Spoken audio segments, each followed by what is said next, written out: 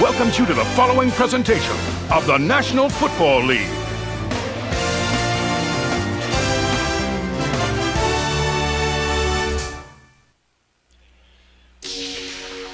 A new day's dawn, but this day is special. It's opening day in the National Football League for the final time this millennium. Today is the renaissance of a franchise. The Oilers, after 39 years, have evolved into the Tennessee Titans. Jeff Fisher's team believes that this season they'll be a playoff club with a new look and a sellout crowd. The Titans today host their housewarming party. The Bengals are also here for the party. They hope to spring an of AFC Central rivals who've played now 61 times in the past. The opening kickoff is coming up in a moment. Opening day in Tennessee. And welcome back to Adelphia Coliseum in Nashville, Tennessee. We have seen the future in stadiums, and we're in it. I've never been in a better football stadium, Steve Tasker. Oh, that's one of the great things about this job. We've got the best seats ever. 67,000 strong are here. The Bengals, coming off an 0-4 preseason, will kick it off. And back deep to the left is Spencer George out of Rice University. Joey Kent, a former Volunteer from Tennessee, is to the right, number 86. Into the ball for the Bengals is Will Bryce, and here is a kickoff carrying short. Across the 25 and out to the 31-yard line is Joey Kent. And the tackle made just across the 31, so it will be first down and 10 there. Canute Curtis was down to make the stop for the Bengals. Here's Steve McNair starting his 5th year at quarterback. Most importantly, Steve is healthy. He had some nagging injuries last year. He's got everything, a great arm, great leadership abilities, and maybe his best attribute physically is his ability to run the ball. He knows the system, though, and they look to him as the leader of this team. First and 10. Eddie George is the go-to back. He'll get it a lot. On first down, McNair airing it out, going deep. There's a foul call. Blatant foul on the left side cornerback, Charles Fisher. They went right at the rookie from West Virginia. And Fisher did the right thing as the long ball was going down to Yancey Thigpen. And Thigpen would beat Steve, so he just grabbed him. Well, it was a smart play, but you could tell when talking to both these coaching staffs, both of them were kind of licking their chops a little bit. Automatic. First down. One of the things, both these teams mirror each other a little bit. They both have very young guys at the corners, and both these teams feel like they want to test them. So on the penalty, the ball is ahead to the 47-yard line. 17-yard penalty on the interference call against the rookie. Again, McNair, they're looking to air it out. Now McNair dumps it off front for the Wycheck. His tight end is running wide open inside the 30. Wycheck is inside the 20 and down to the 17-yard line.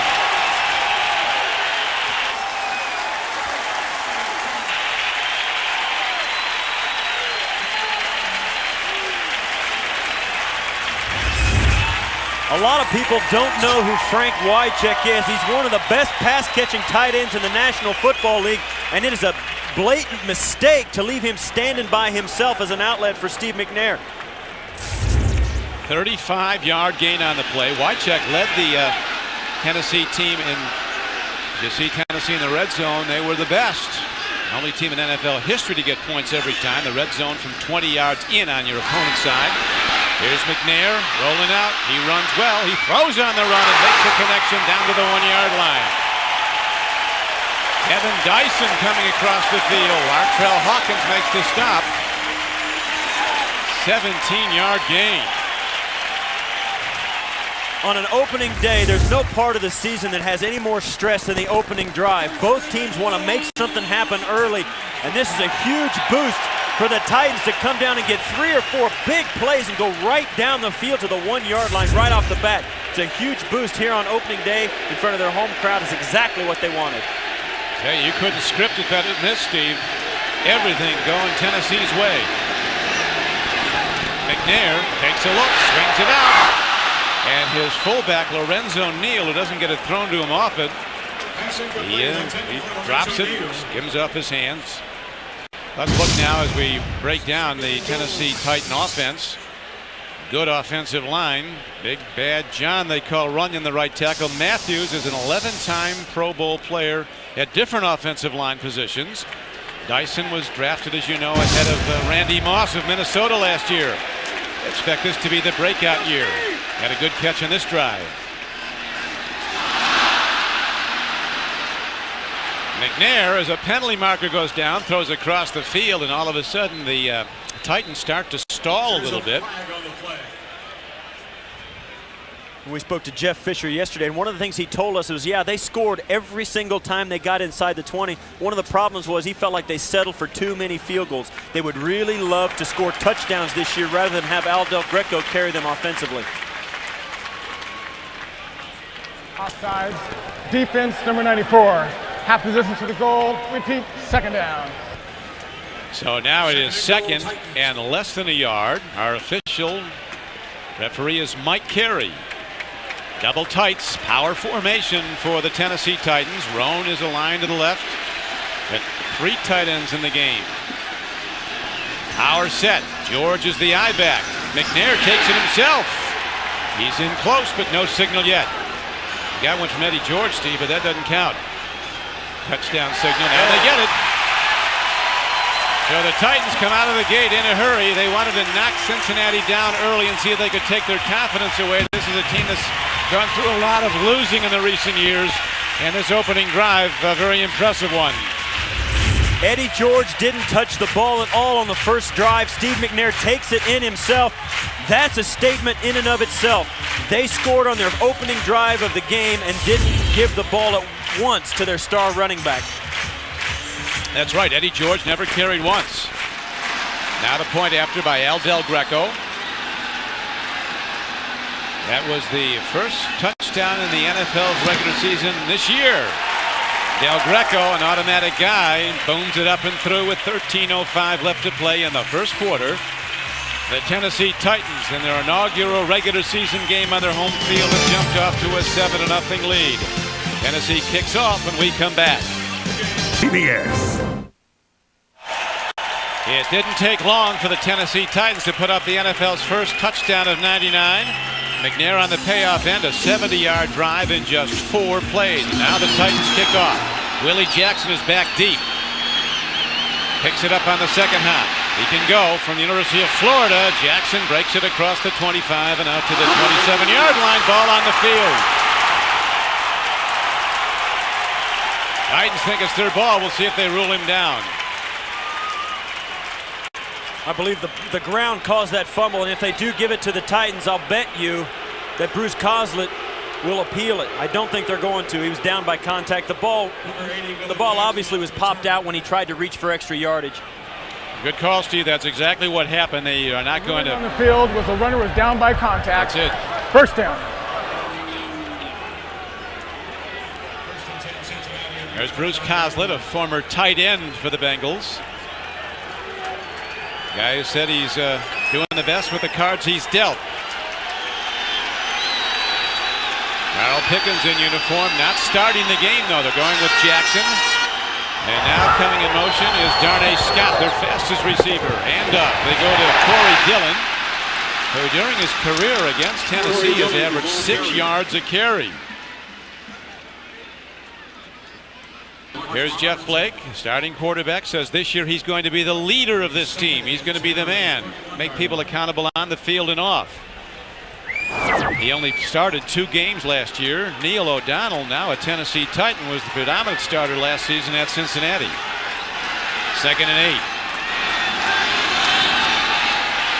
Throw and a catch to Darnay Scott, working hard. Darnay works to the 40. He's ahead for a gain of 9 yards and a first down for Cincinnati. We spoke to Jeff Blake yesterday. He said to us as he was getting ready, and it's interesting that he's going to call guys accountable, because he said, you know, it's hard to be Superman every week. Yeah. He's got to get more help from these guys, and he's going to make sure that he commands it of them. See the offensive line, a new look there, lots of new starters.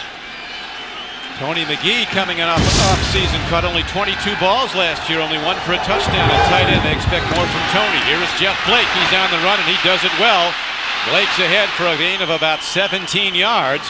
And so the Bengals, who had virtually no offense in the preseason but showed nothing else, so they're Samari Roll, a second-year corner from Florida State. Very, very good player coming on. He's playing way off Darnay Scott, though, at the lower portion of your screen. And Corey Dillon breaks ahead, and Corey is down close to the 40-yard line, a gain of 5 yards on the play. He's a tough guy, Steve. Yeah, they really are. And these two teams are division opponents. They see each other a lot. And the Titans are still stinging from a game that Corey Dillon had 3 years ago. He set a rookie rushing record of 246 yards in one game. The Titans still talk about that game and what it did to them back then. Players shaken up. There's a Tennessee Oiler down. Their defense was really formidable in the preseason. Tennessee Titans, it's old habits die hard. They were the Oilers for only 39 seasons, and this year they evolved into the Titans. Joe Bowden, one of their starting linebackers, is down. Bowden, an 8th-year player from Oklahoma. Bowden, all are very fast. Not real big backers like some teams have, but they all can run. The defensive coordinator, Greg Williams of the Tennessee Titans, talked to us yesterday, and it would be a blow if Joe Bowden couldn't continue in this game. He's the only linebacker on the field that stays on the field through all 12 packages of their defense. Here's what happened as we see the pileup. And looks like somebody might have fallen on Joe Bowden's leg as he went for the tackle. Good to see he's up, though. Joe Bowden walking off the field. He'll be back in. Talking to his teammate. Maybe it was Lane Bishop that got a piece of. Well, so many times it's friendly fire that gets those defenders that injures them. They injure each other trying to get to the ball carrier. We're waiting for Carl Pickens to show up on the playing field. He has not yet, as Steve had mentioned. Asked him if he is in good shape, if he's been working out. He just said no when we met with him yesterday. I'll tell you, this guy's good. Over 1-2 year period, 95 and 96, he caught 199 passes for 29 touchdowns. He is a game breaker, a 7-foot high jumper. They'll throw the long ball, deep arcing passes to him when he gets in there, and he'll be in there. Dillon looks for room. Tough guy, Dillon, busts ahead, got 5, and he's very close to a first down. Henry Ford, defensive end, got him down. You can see why Corey Dillon is such a difficult player to bring down. He is big, and that's really the trend. If these teams are going to have one guy to go to, he can't be one of these 5'10", 195-pound runners. These teams, both these teams, have big running backs that carry the load. They give him the ball a lot. Corey Dillon is tough to bring down with one guy.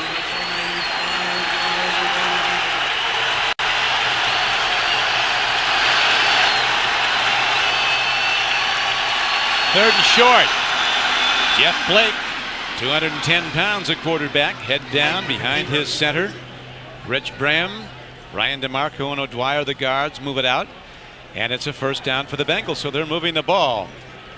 Tonight on CBS from director Martin Scorsese, starring Robert De Niro, Joe Pesci, and Ray Liotta. Nominated for 6 Academy Awards, Goodfellas. Tonight on CBS. You laughing at me? Joe Pesci. Do I amuse you? First down. Blake, quick drop, near side throw. Got a guy with the ball, and on the run is Willie Jackson. And Willie Jackson is taken down 11 yards downfield by Samari Roll, but he's got a first down. One of the things that's important about this Cincinnati offense is their offensive line. We spoke to Bruce Coslett yesterday, and he said he's very confident they upgraded the talent level on this club at offensive line, but they haven't had time to come together and gel. And that's the question mark this early in the season.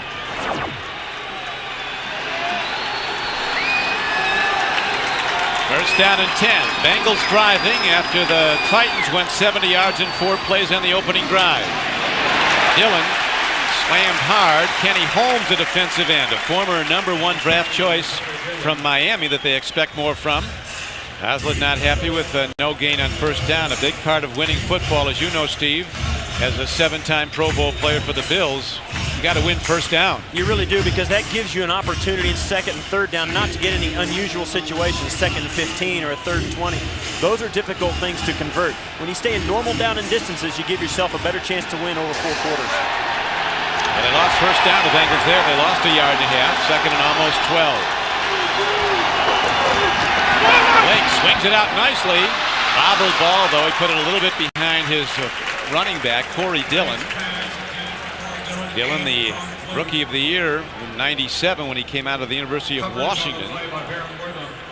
Corey Dillon unhappy with himself. He feels like he should have caught it on one of the 3 chances he had to catch it, and then when he bobbled it. And now, Steve, we have Carl Pickens coming on the field for the first time in '99. The man who held out said he'd never play for the Bengals again, but $3.5 million over a full year, a week is $70,000 a week. That can change your mind. Then he extended his contract yesterday to a long-term deal. Here's Pickens in motion. Pitch back, line ball.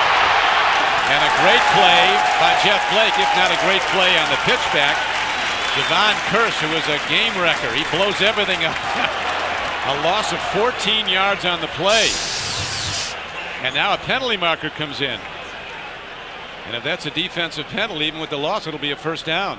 When you get down inside the 30-yard line, it's usually a bad idea to run a play that will take you out of field position. On a toss, that's always a question. That's always a concern. And in that play, the worst happened, and now they have no chance to bring points away from this drive. There you have it. Personal foul signaled by referee Mike Carey.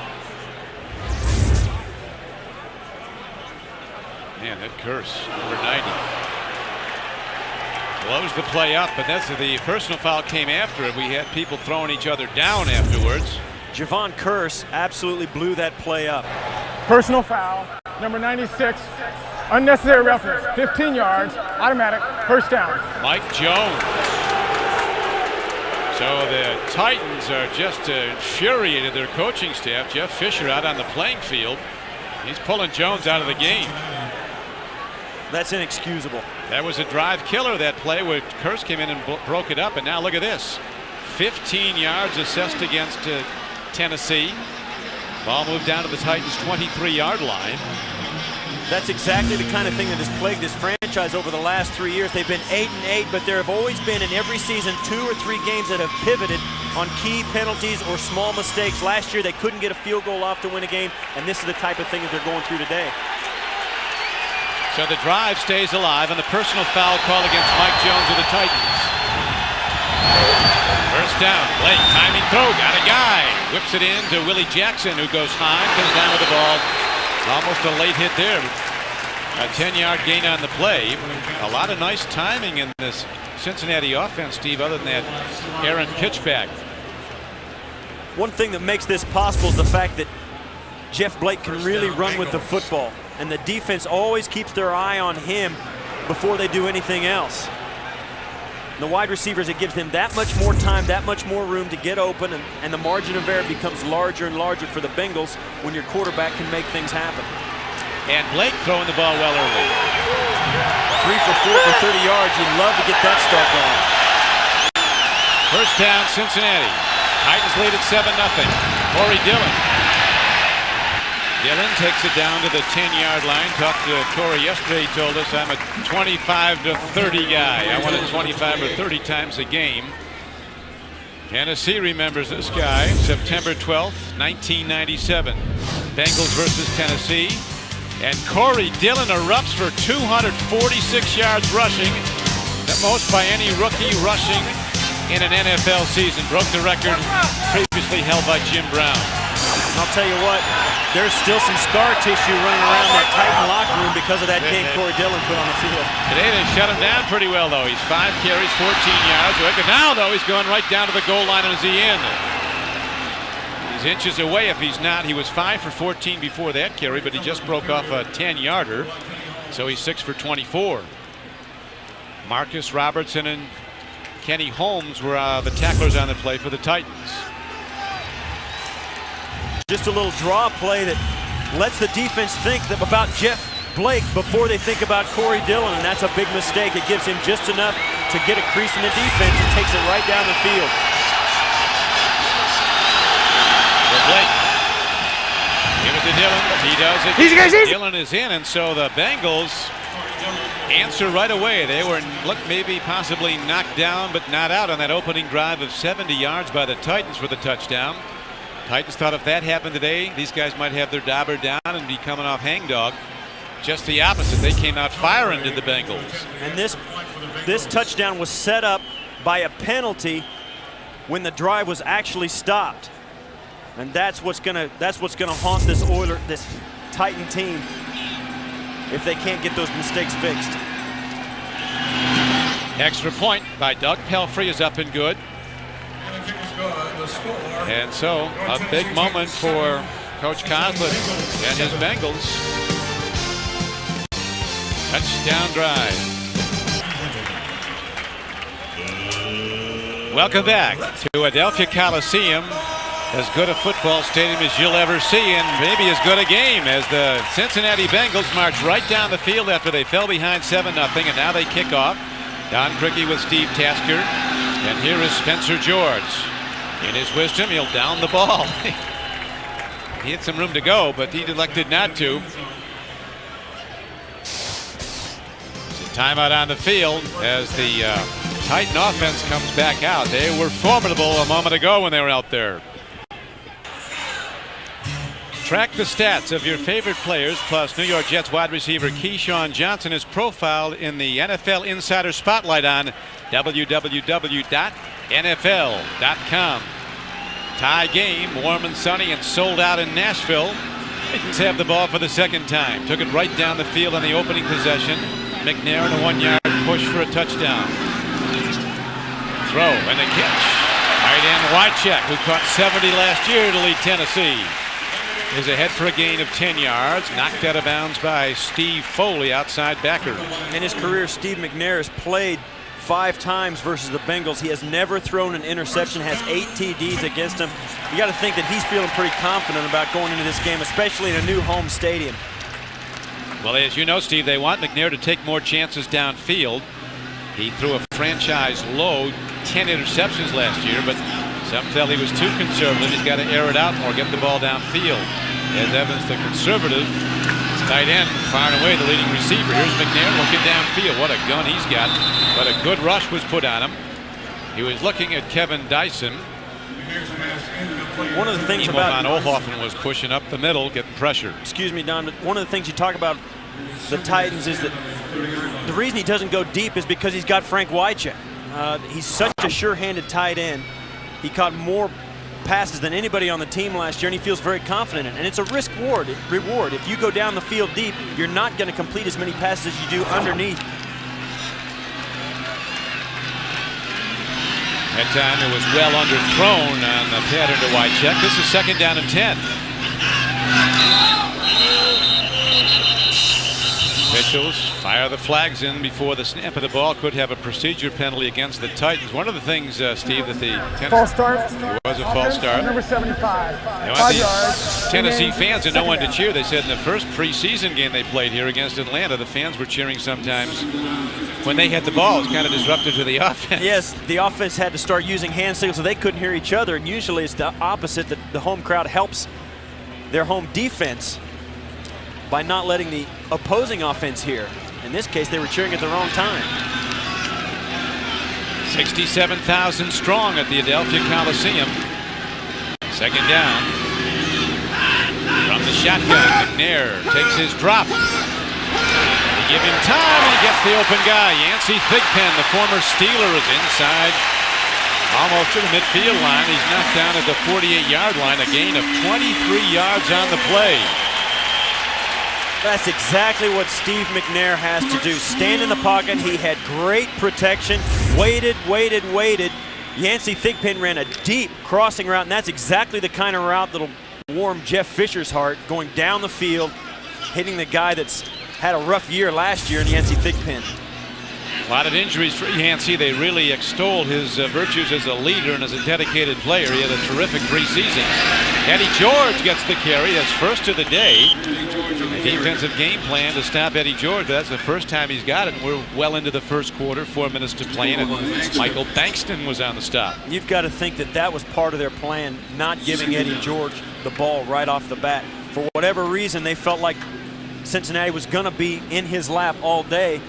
And now they've got to regroup and say, okay, now they're going to start giving the ball to Eddie George, and then they can go back and start throwing the ball if they feel like it. See Eddie George, some tremendous numbers in his first 3 seasons. 3 years in the league prior to this. Twice a Pro Bowl player, the former Heisman Trophy winner from Ohio State. No gain on that play. Might have lost half a yard. Back to Eddie George.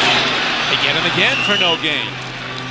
John Copeland, number 92, was the 4th pick in the draft in the first round out of Alabama in '93, coming off Achilles tendon surgery. John Copeland back in good form in the preseason, and on game day, looking good.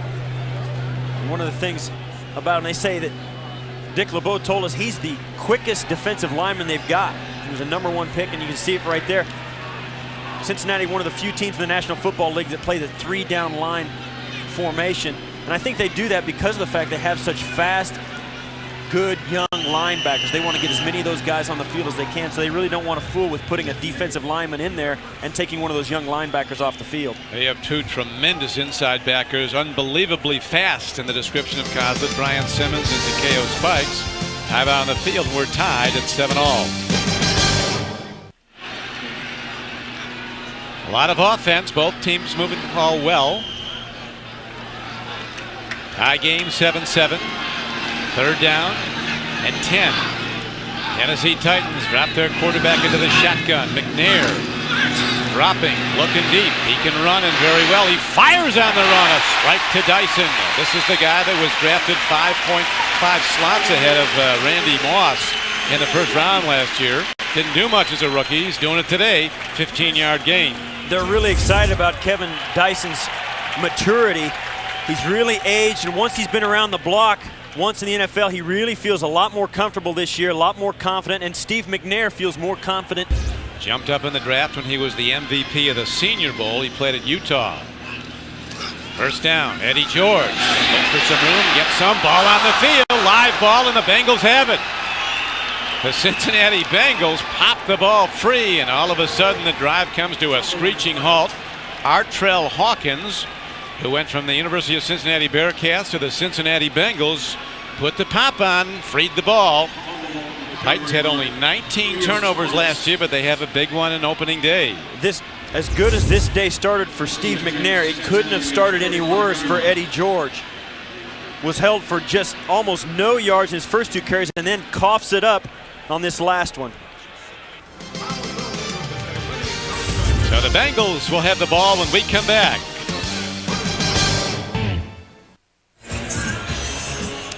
A big hit by the cornerback, Artrell Hawkins of the Bengals, freed the ball from Eddie George, and now Cincinnati has it. First down and 10 on the turnover in this tie game. Blake, great fake, gets him some time, but then he loses the, and finally does a good job getting back to the line of scrimmage and maybe head for a gain of a yard. People were hunting him, including Blaine Bishop, one of the best strong safeties in football. And there's a Bengals shaken up. As it's number 8. That would mean that Achilles Smith would come in the game. They've got 2 rookies backing up Jeff Blake. Achilles Smith, the number 3 player picked in the draft, and Scott Covington. All of a sudden, Achilles Smith, who has late into camp, missed 27 practices, could be the man early on as Jeff George is down. But one of the things that happened on this play, Jeff Blake dropped back, and there were 8 guys pass protecting here on a play action fake. He had all kinds of time. The problem is there's only 1 guy in the pattern, and if that 1 guy isn't open, he has to tuck it and get what he can get. Jeff's okay though. He's up, but he has to come off for at least a play. So Achilles Smith with very little time to warm up, but this guy's something to behold. At the draft, I saw his high school coach, as you see his phenomenal numbers at Oregon. I said, what makes Achilles Smith so good? His high school coach coached people like Marcus Allen and Terrell Davis at Lincoln High School in San Diego. He said Achilles, the toughest man in the draft. Not a linebacker, not a down lineman in this draft as tough as Achilles Smith. He hands off on his first NFL play. Brian Milne, the fullback, gets it. They stay conservative. And here comes Jeff Blake right back in. So Achilles, a brief performance, a cameo, if you will. Well, Bruce Coslet's breathing a sigh of relief because he told us yesterday that Achilles doesn't even know what he doesn't know yet. So he does not want him leading the offense at this point of the season. He's got 2 rookie quarterbacks, also Scott Covington from Miami of Florida. So you described it. Crowds have said they don't know what they don't know. They haven't been around long enough. 3rd and 8. So Blake will have to throw the ball. Lob pass. He's intercepted. Complete misconnection. Denard Walker brings it back for the Titans. He's inside the 30. Not done till he's down inside the 25. So Blake, who was dinged, I don't know if it's, well, you always have hindsight, Steve, and there might be a penalty marker down the far side. It might be something the band dropped. I think it is. Well, this was not a well-thrown ball, and you have to wonder if Jeff Blake felt well enough to be back in there that quickly. Nobody knows better than Jeff Blake how important he is to this offense, and when you get in there, the adrenaline takes over and you want to get back in to help your team, and he threw this ball very short. Willie Jackson was obviously the intended receiver, and that ball was nowhere near him. That was the proverbial room service interception. I could have got that one. Well, I don't know, maybe, but I couldn't run it back 26 yards, right. though. There's a lot of guys out there running around the field that really could have gotten that one. So double turnovers now, 1 each way. The Titans drive was stopped. We're down to 42 seconds in the first quarter, and I don't know if, what's going on around the rest of the league yet, but there hasn't been a better first quarter than this one as far as action. Big plays, big hits, turnovers, tie game. This is really exciting environment because it is opening day. It's the opening inaugural game of this stadium, and it's something to see. We're back at Adelphia Coliseum. Here's a replay of what happened a moment ago. You'll watch how he hits his head hard on the turf, and even though they're playing on natural grass, Denard Walker, you can see there as his head slams down after the whip. Corey Dillon's got a lot of strength, and bang, that hurts, folks. Whether it's on natural grass, AstroTurf, I don't care. That hurts if you get thrown on your bed like that. Yeah. Denard Walker, one of the fastest Titans. They talk about his flat-out speed. He can run down anybody. And they extol the way he's been improving fast as a cornerback. That's one of the things they said about him. He'll just run people down, and that's the thing about the NFL. They draft these guys. Everybody talks about how fast everybody is, and the reason for that is if you do have a mistake somewhere on the field, your speed can overcome it. And when you get these cornerbacks out there, especially these young ones, they are so fast and have such make-up speed that they're not so adverse to putting these guys out there because they know they can really do some great things. He's really hurting. That's a tough one. Denard Walker, and could be a shoulder. Yeah, that looks more like a shoulder injury, and that'll happen as well. It's what usually happens to a quarterback when he gets rolled over on a sack, when a defensive lineman will tackle him and land on their shoulder. But you can tell he is not feeling good right now. Third-year player out of LSU. We'll take another look. How he really went down hard. He slammed on his shoulder and his head. Oh, yeah, he jammed his elbow into the ground and then rolled over the top of it. But he makes the big play and helps the Titans now to challenge for the go-ahead points in this 7-7 game. First down to the 25. McNair firing on the run, and there's the reason Dyson was drafted so high. He's turning these cornerbacks inside out. A 12-yard gain to go along with a 17-yarder and a 15-yarder earlier in receptions. Coming up on the NASDAQ Halftime Report, join Jim Nance, Randy Cross, Craig James, and Jerry Glanville for all scores and highlights. That's all coming up. The NASDAQ Halftime Report. One of the things that some people might not realize of what happened to the Titans in the preseason was that Frank Wycheck was hurt. And for that reason, the wide receivers got a lot more footballs in the preseason, which they didn't get in the regular season. I think Steve McNair is remembering that lesson that he learned in the preseason. Timing throw, gets it to Dyson, he drops the ball. And we're down to 11 seconds to play now in the first quarter, as that was a quick slant to Dyson. Denard Walker being looked at to be a little better off than he was, but that right arm, he took a real jolt to the shoulder. Yeah, they're going to take him in to have him looked at. You can tell he is just not feeling, and that's a tough break, especially when it's in the opening game of the season. In 13 NFL seasons, have you been down that road, the shoulder slam? Yeah, I've never been taken off on a cart, but my goodness, I've been helped off the field a number of times. McNair buys some time with that good running ability. He's got Dyson, and he's in the end zone. Kevin Dyson, touchdown. And Charles Fisher, a cornerback, the rookie from West Virginia, he's down in the end zone.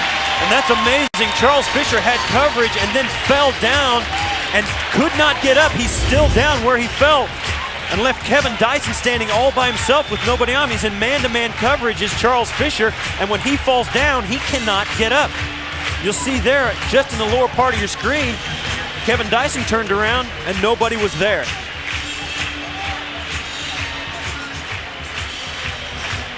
Dyson in the end zone with a touchdown, having a big opening day. He's so tired of the comparisons to Randy Moss, who had an all-pro season, the wide receiver who was drafted 5 slots behind him in the first round last year. Dyson Day, 4 catches for 58 yards and a touchdown. That's why he was drafted #1. That's exactly right, and now he's starting to show he feels a lot more comfortable. Steve McNair's throwing him the ball all over the place today. It's almost as if they've been together for 5 years here on opening day of his second year.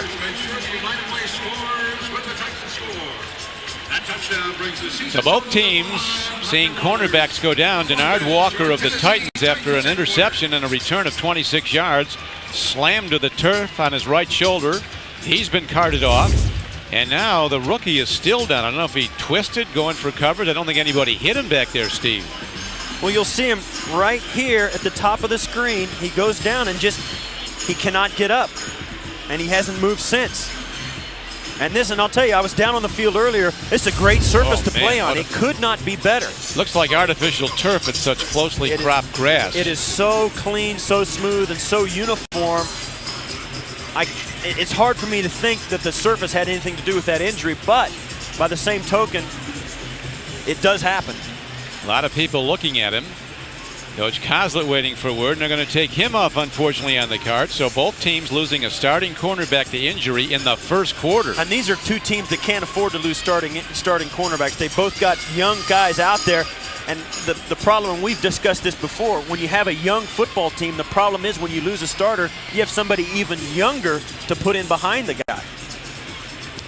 Word from the sideline, Denard Walker of the Tennessee Titans has a sprained right shoulder, and he is being x-rayed now in the locker room. We'll have to wait and see what happened to Charles Fisher. That's like a leg injury. Yeah, that's an interesting injury, and obviously he tried to plant and cut back with Kevin Dyson in coverage and just couldn't get it done. Well, you and I were doing a preseason game a couple of weeks ago when one of the Jets' best receivers, Wayne Crabette, just turned upfield and broke his foot. Nobody touched him. He wasn't even going that hard. Exactly. It's just sometimes in this game you move a different way or you do something you haven't trained to do. Your body is asked to do a lot of different things, and sometimes it's a bad position you get in and something gives. Tonight on 60 Minutes, a Russian KGB agent comes out of the shadows and reveals in detail how the Kremlin planned to wipe out the U.S. on 60 Minutes tonight. Well, the ball has been advanced now to the 2-yard line for the point after try after the touchdown catch by Kevin Dyson with 5 seconds left to go in the first quarter. Fisher was a second-round draft choice, the 33rd player taken overall. Both teams have very good rookies from West Virginia. The Tennessee Titans are very high on a defensive tackle, John Thornton, who also was drafted in the second round out of West Virginia. Point after try. El Del Greco up and through. And the home team Titans take a 7-point lead for the second time. How disappointing it must be for Charles Fisher, not only to be hurt on that play, but also to have been carted off and give up a touchdown. That's it. Right now he's in the locker room getting looked at, probably getting x-rays, thinking to himself, how could it have been worse for me today?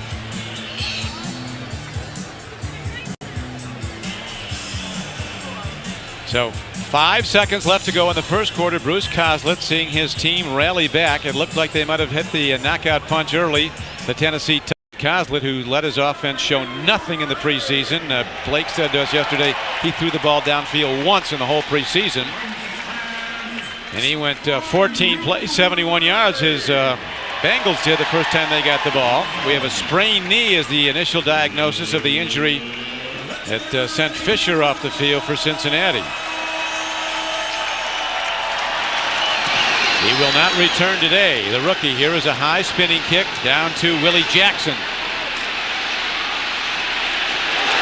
Jackson across the 25. Penalty marker comes in from behind. The referee Mike Carey threw it. Terry Killens was on the tackle. Terry Killens just put a huge hit on Willie Jackson. That's why I don't play special teams anymore. Yeah, you did for a long time. Went to the Pro Bowl. Holding on the return, team number 63. 7 times playing special teams. And that'll do it. That's the end of the first quarter with the score. The Tennessee Titans 14, the Cincinnati Bengals 7. We'll return to Nashville, Tennessee right after this message. And welcome back to Music City, a tremendous new stadium and a game to match on opening day. Don Criqui with Steve Tasker, a game of big plays through the first quarter. I think, Steve, we can expect a lot more. Oh, this has been fireworks. Not only is the crowd way into it, it's a huge new stadium, beautiful. The teams have really stepped up on opening day, and it's going to be a lot of fireworks from here on out. Well, you had 2 key injuries, though. A couple of cornerbacks have come out. Does that change the game plan? Now you start shooting at the backups? It really does. You can count on these defensive coordinators to start protecting their cornerbacks by giving them help from the linebackers. First down Bengals. Jeff Blake, his last throw, as you know, was intercepted. Now he hands off Corey Dillon. Easy, way left. And the men in blue are looking for Corey Dillon. We've said it a couple of times, and I can't really overstate it. When you go in and talk to the Oilers, and I win the office pool for calling them that, but when you go in and talk to the Titans, they really are still smarting from the success that Corey Dillon has had against them in the past. Not just that one game that we've spoken about, but other games as well. Well, that was your original team, the Oilers, for our friend Coach Jerry Glanville. A man who recently was proud Milwaukee stood and booed as one as Jerry was introduced to the race. Here is a throw to the flat. Incomplete. Darnay Scott was going for the ball. And good coverage on the play by Danon Sidney, who's coming in to back up the injured Denard Walker. They went right at him. I guess they are going to shoot at the backups. This isn't rocket science. If you've got a guy out there who's a backup who just came in cold off the bench, you're going to go right at him, especially, and they do it with Darnay Scott, their best receiver. Wycheck has been a factor most of the time, but not in the offense as much today when Tennessee's had the ball. Tight end has been quiet for Cincinnati also. Let's see what they go on 3rd and 11. Sprint out. Penalty marker. Terrible throw. Mike Jones, who was called for that personal foul earlier in the game, put the pressure on, and he got a shot on Jeff Blake. Eddie Robinson got in on Jeff Blake and caused that errant throw. Jeff Blake couldn't get anything on. That ball came out of there sideways and spinning like a helicopter. Trying to move Blake around there because they were feeling pressure. On the offense, number 74. That penalty is declined. 4th down.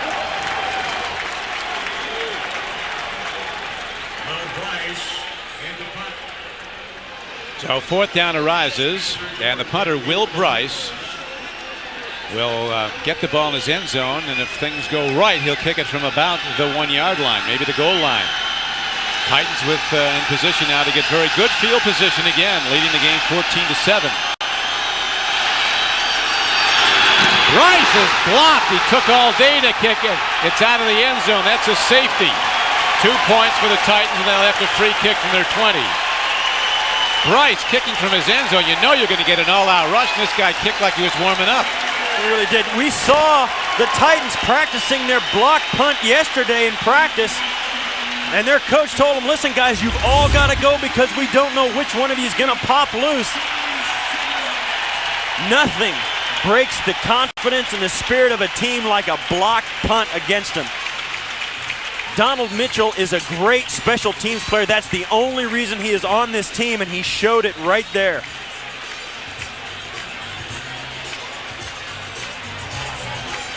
That energizes the Titans, and so they now take a 16-7 lead. Surprise scores: Philadelphia up on Arizona 14-0. Colts up on the Bills 7-3. Opening day 99. Steve? One of these things, Donald Mitchell is a guy who's going to play special teams all year. He's not going to get a start in any games as a defensive back.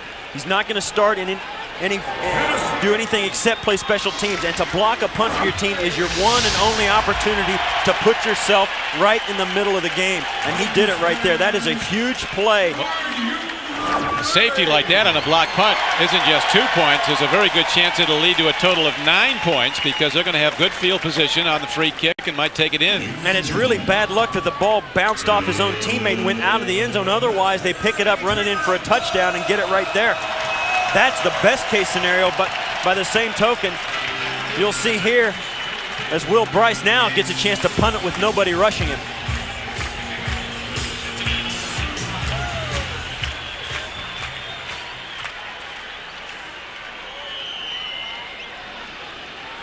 So Bryce doesn't have to worry about this one being he shanks the ball downfield. It comes out of bounds inside the 45-yard line. So Bryce, as a Cincinnati Bengal, gives them nothing so far today. Well, he got the punt blocked, and then he shanked it and got another penalty because it's just like a kickoff. It's illegal to punt the ball out of bounds. Automatic. First down. Timeout. On the other side, the Titans have the best punter in the NFL, and Craig Hendrick averaged over 47 yards last season. They did it right when they brought NFL football to Nashville. The Adelphia Coliseum sold out 67,000 strong. And the Tennessee Titans in their home opener looking strong right now. Coming up after the game, stay tuned for the U.S. Open men's final. Andre Agassi goes for his second major of the year as he faces Todd Martin in the championship. It's the world's toughest tennis right here on CBS. Right now it's NFL football and Eddie George. And the Titans so far in the game have a total of 4 yards rushing, including that carry by George, where they passed for 127 yards. One of the things, if they don't give the ball to Eddie George early, he's going to have a hard time being effective later in the game because it's hard to click it on midway through the second half. If they're going to try and run the clock out, if they need a good ground game later, both he and the offensive line need to work on it and get in a rhythm early. Yeah, the great runners, the more they get it, the more they like it. And Eddie George is one of those. The guy's had over 1,300 yards his first 2 years in the league and had just 113 last year, 6 yards short of it. Here's Eddie George, a punishing runner. He looks to hit you before you hit him. Takeo Spikes, the man that Bruce Cosler once described as a heat-seeking missile at linebacker, nails him, but he does it 9 yards downfield. Well, it's up to Takeo Spikes and Brian Simmons, the inside linebackers for the Cincinnati Bengals, to try and corral Eddie George and keep him from getting loose. They have great speed, but the problem is when you're chasing Eddie George, you have to tackle him when you get there, and he's not that easy to bring down. And that, we're told, Steve, is the first safety that Tennessee has gotten in 45 games. First 2 points they've gotten on a safety. Here's George. He breaks a tackle. He was stopped on 3rd and short. Breaks ahead. Gained about 6 and a first down. Coming over to get him was cornerback Artrell Hawkins. Now you can sense a little bit different thought process with the Titans play calling. The first series, the first 2 series really, Eddie George never touched the football, and now he's getting it every down. Rodney Heath is in at the left corner. He'll be at the top of your screen as they break out. He's in for the injured Charles Fisher, who went out with a knee injury on a touchdown catch by Dyson of Tennessee. McNair buying time, a beautiful runner, does the right thing and gets out of bounds. First down run, a gain maybe of a yard on the play, run out of bounds by Brian Simmons, who has tremendous speed at 250 pounds. You might begin to wonder why the Titans didn't do exactly what the Bengals did and go after the backup cornerback that came in place of Charles Fisher. I was wondering that. But they decided to give it to Eddie George, and once again doing the unexpected in their offensive play selection. Rather than early in the game giving it to Eddie George, they give it to Steve McNair, and now it's just the opposite. Well, they're going after him right now. Rodney Heath is playing way off Yancey Thigpen at the top. Second down and 11. Markers come in as they delay a game with 11:25 left to play in the first half, and the Titans, as you see, in the lead 16-7. head coach of the Titans told us yesterday. Today, on the offense, 5 yards, second down. One of the things they were concerned about in their off-season self-study, when they looked at themselves, they said, we've got to get our plays in a little faster and give McNair a little more time at the line of scrimmage. We got way too many delay of game penalties last year, and now this year, that's the first one of the new season. That seems to be a problem for almost everybody in football, getting the game to play in fast enough. Well, you would think with the radio, with the helmet radios, it wouldn't be a problem, but it has been for everyone. Second down and 16. McNair looking at his wide receivers, looking to change the formation. He gets Big Pen coming to the near side now. They load up there with 3, not much protection. McNair stands in. Here comes the rush. Fires incomplete. That'll bring up third down and 16. He was looking at Wycheck over the middle. Takeo Spikes dropping back in coverage. One of the things you do on second and very long, as that was, is just try and get half of it back. Give yourself a normal down and distance on third down. So instead of being 3rd and 16 as it is, it would be 3rd and 7, which would be a much better shot to do. That's the philosophy, but you still got to execute it. That was here they execute now on third down and 16, trying to capitalize after the safety. Again, McNair, now he comes up under center.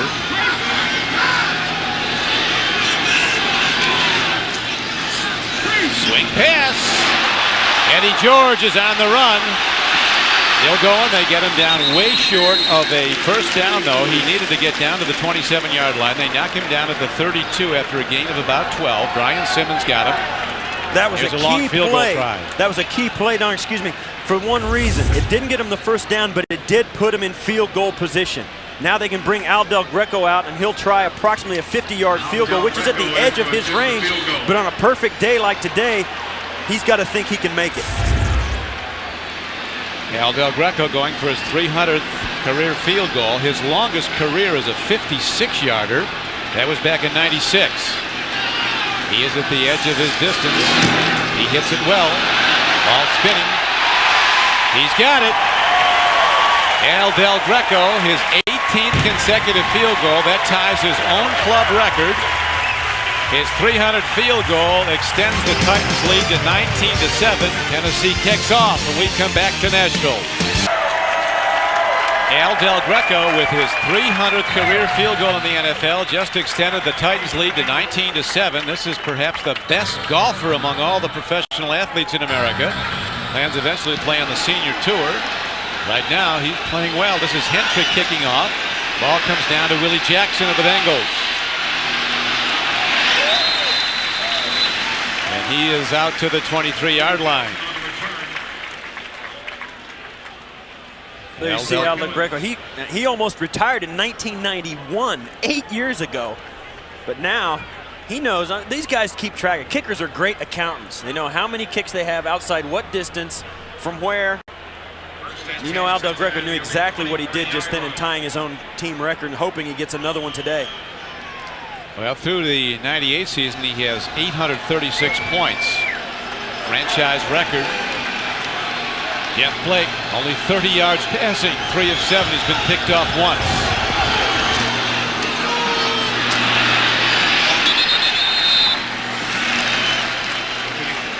Darnay Scott on a quick out. That's just like a long handoff. They want to try and get the ball in Darnay Scott's hand somehow, some way, and hope that Dane and Sidney can't play up to the same level as Denard Walker, who's out.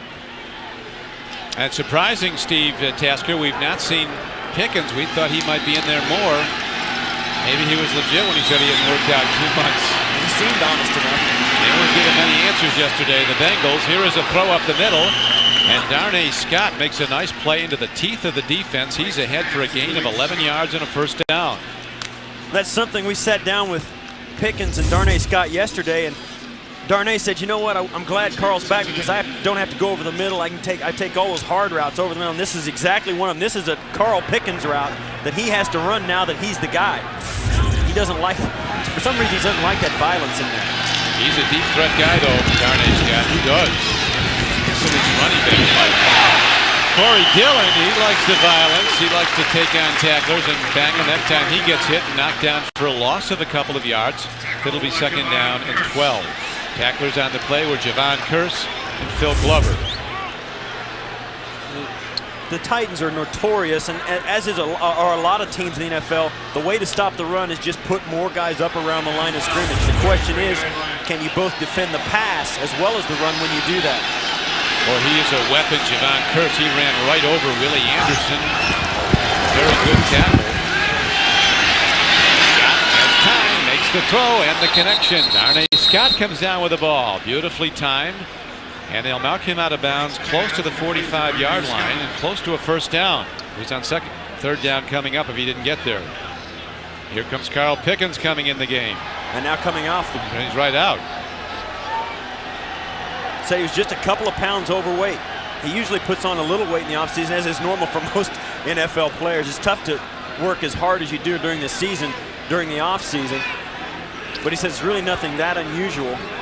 But I'll tell you what, Carl Pickens is going to have a hard time catching up physically with only 2 days a week of practice. Normally you get about 2 hard days a week in the NFL, Wednesdays and Thursdays. He's got to do that to get in shape.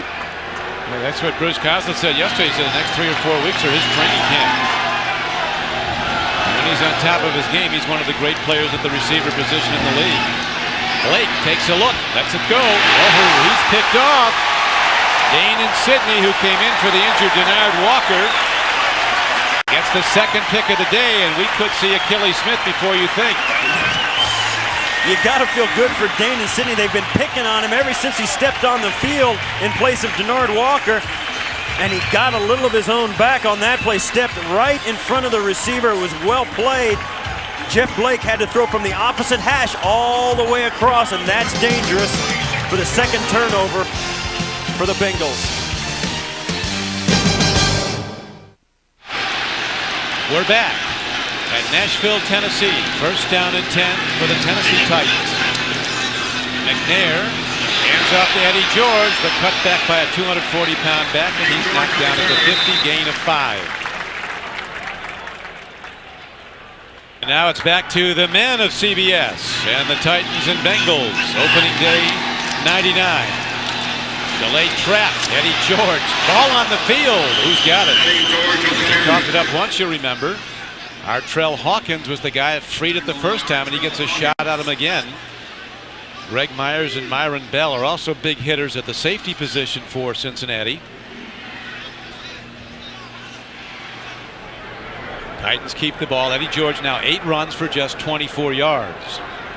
Artrell Hawkins, the cornerback for the Cincinnati Bengals, is not feeling himself. He got up limping after that big pile. He got caught. When the ball came out, everybody jumps on it, and if you happen to be laying around it, you get caught in the traffic.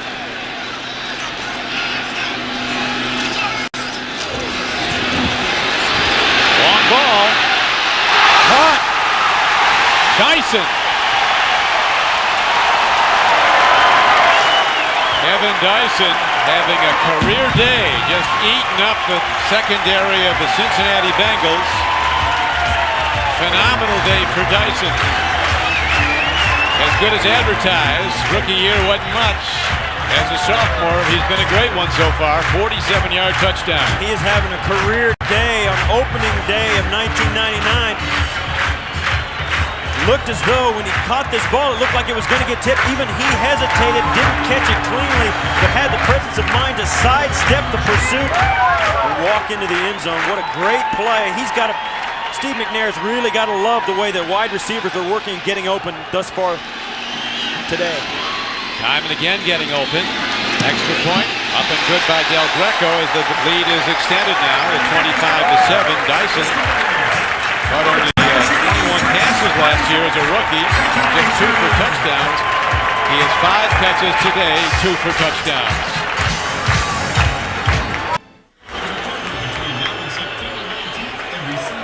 Kevin Dyson of the Tennessee Titans was with his first career 100-yard receiving day, and he's done it with 5:32 still to be played in the first half.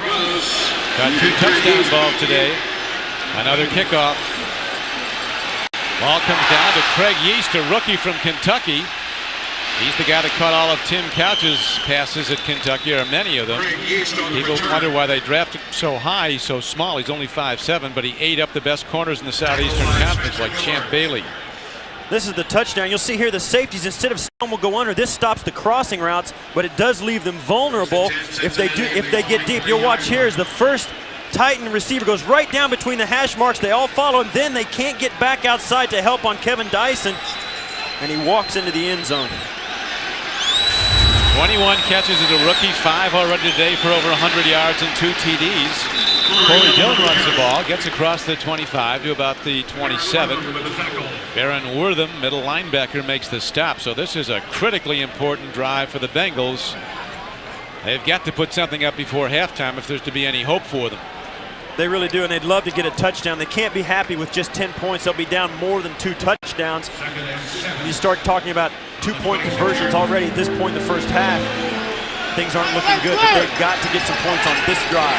Jeff Blake struggled in the preseason, only 44% completion, struggling again today. Handoff to Brian Milne, the big fullback. And he is still going out across the 50-yard line. They weren't looking for him. Javon Curse finally ran him down.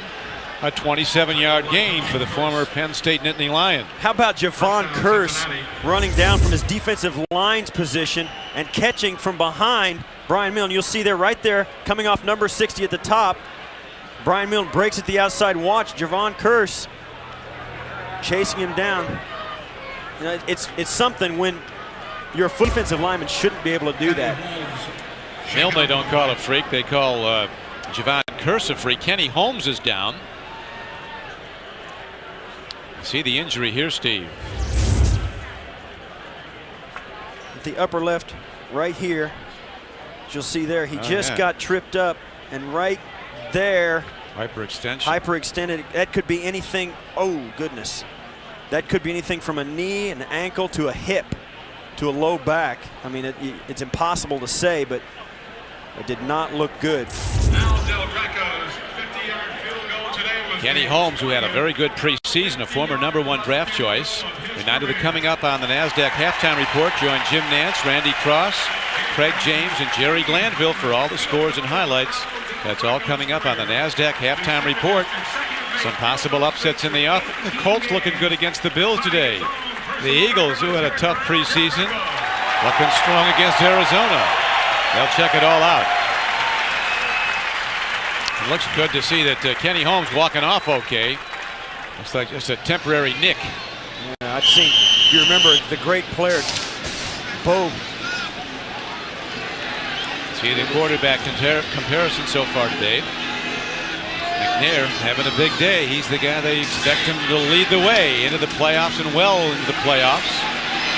And this is 5th year. Handoff goes straight ahead. Kajana Carter, former Penn Stater, who was the #1 pick in the entire draft. And Bruce Kozlik talking yesterday said he'd never seen guy have the tough luck with injuries that Kajana Carter's had. On his 3rd play as a rookie in the first preseason game, Kajana Carter, number 32 for the Bengals, suffered a knee injury that required surgery, out for the season. Last year I think he had a fractured wrist. It's been one thing after another, but he's been looking very good. Blake on the run, turns it upfield, gets all he can, and steps out of bounds. Jason Fisk runs him out of bounds, 97. That's one of the things about Jeff Blake. And he told us yesterday he started 2 games last year and was the 3rd leading rusher on the football team. And that's both a plus and a minus. It's a plus for Jeff Blake and his abilities. It's a minus for the Cincinnati Bengals that they didn't have anybody else that would have been any better on the ground than their quarterback, who only played in 2 games. See Blake's rushing numbers so far today, 3 for 32. Remember, he was dinged, knocked out of the game for a play, and then came back in and threw the interception when he ran earlier. Throw up the middle, Darnay Scott racing for the end zone, and he's down to the 2-yard line. Darnay's got jets. That was a great offensive call, because Darnay Scott was matched up with Baron Wortham, a linebacker, and that's just something that comes from scouting film and making sure when we get in this formation, we've got our best guy on one of their guys that shouldn't have any business covering him. And that's part of a game plan that came through very well for the Bengals on that play. Yeah, it came through with a big gain down to the 2-yard line. Spread formation. Blake looks to run it himself. That was a call play. Jason Fisk, who played last season for the Vikings, Number 97 makes the stop. They really like Jason Fisk. They didn't realize he was as quick as he's shown. Well, one of the things that they noticed about him is he's so strong inside, and also they said he's intelligent. And when you get a quarterback who runs a draw down close, you need a smart guy in there to sniff it out, and he did exactly that. That's a smart play by an interior lineman. We talked about this being a critical drive, and now they have to take it in to get back in the game, inch their way back. The Bengals. Second and goal from the 4. Draw play. Kajana Carter, he's down to the 1. Bruce Kozlik is a play-calling master. You'll remember that he had the #1 offense in the NFL for a couple of years in the late 80s when the Bengals were loaded with talent. And his offensive coordinator is a guy who was a 2-time most valuable player in the NFL, former quarterback Kenny Anderson. So they got to dig down deep now and get the right play. The Titans were talking yesterday when we met with them about their fans cheering at the right time, and this is the right time. They kick in with a home field advantage to try to disrupt the opposing offense. This is the one thing they have lacked for 3 years. We were teasing some of the Titan front office people. They've been like homeless people for 4 years, and now they moved into a mansion on the hill.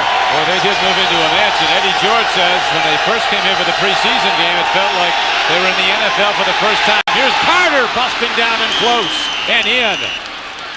Well done by the Bengals as they go to a power sweep to Kajana Carter. A 2-yard run, but he went about 15 or 18 to get it. Going wide, and he's in the end zone, and the Bengals are on the board for a second time. When they get down so close to the end zone, the field widens. It doesn't become deep, it becomes wide. So you run the sweep to try and find a seam for a running back to just poke his head in and try and get to the end zone. And that's what that play is all about. Those are plays that you can only run, really. That is a red area run play. The line surge is there. They just tell these guys when they run wide, just stay on the defenders and don't let them get an arm out. Just give our running back a chance to get to the end zone, find a crease, and that's exactly what happened. Brian Milne had a good series. He had the 27-yard run up the middle, the fullback, and then he had the lead block on that power sweep that led to the touchdown. We said at the beginning of the drive they really needed to score a touchdown here to keep them close going into halftime, and they did exactly that.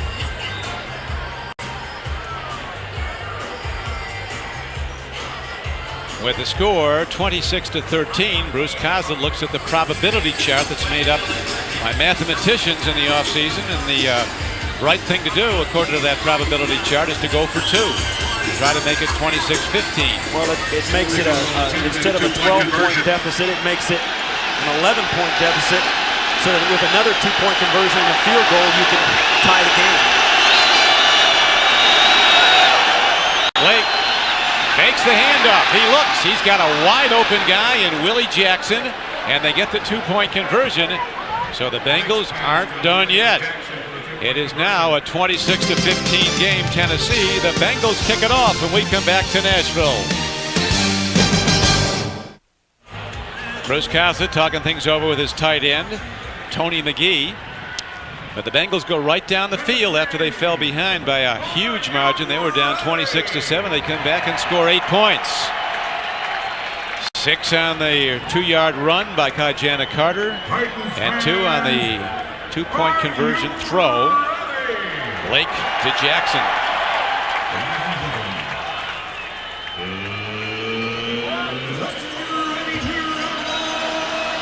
Eight-play drive, 77 yards.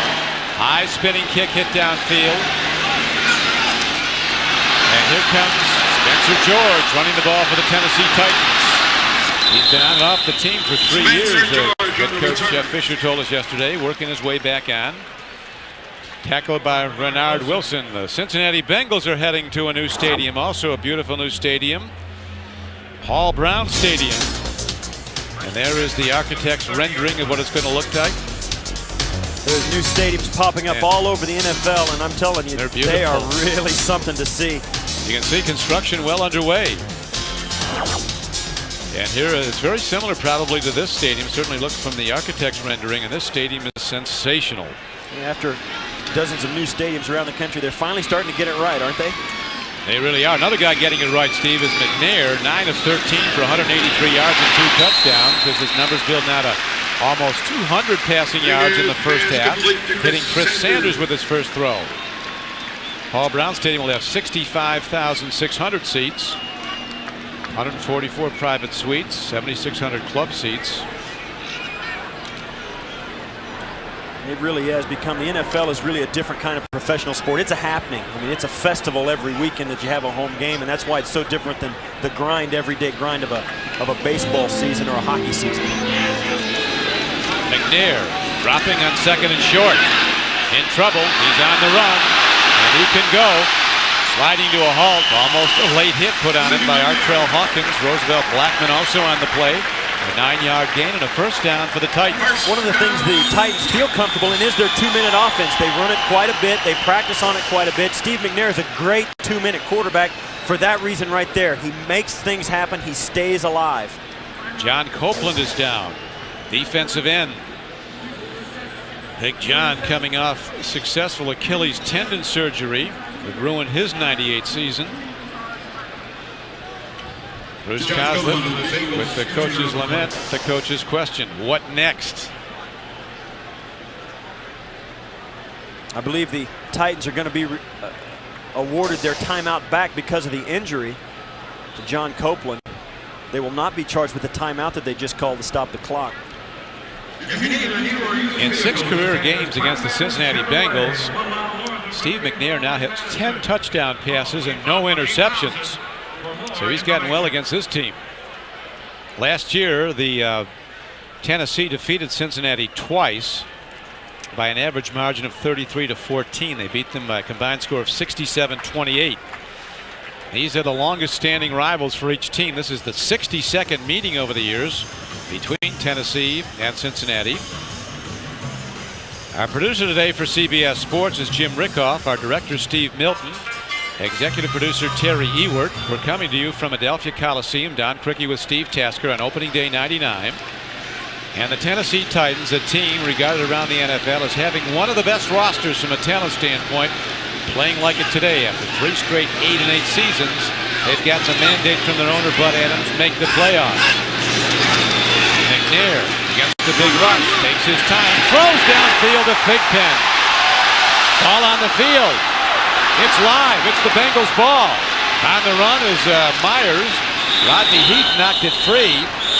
These officials doing a great job. They're right on top of the play. That was a live ball, and when you see the officials running with the guy, you know it's live. What happens is when that ball comes loose, both officials take a little blue beanbag out of their pocket and throw it right at the spot, and then they start chasing the ball just like the defense. That is a huge break for the Cincinnati Bengals. They brought a lot of people right up the middle of the formation. You'll see here, Steve McNair drops back. Everybody's coming right at him. There's man-to-man coverage all over the field, and Yancey Thigpen does exactly what he's supposed to do. But before he can tuck the ball away, it's knocked loose, and it's a turnover. 31-yard gain on the pass, and now a 19-yard return as Greg Myers picks it up, a former first-team All-American from Colorado State.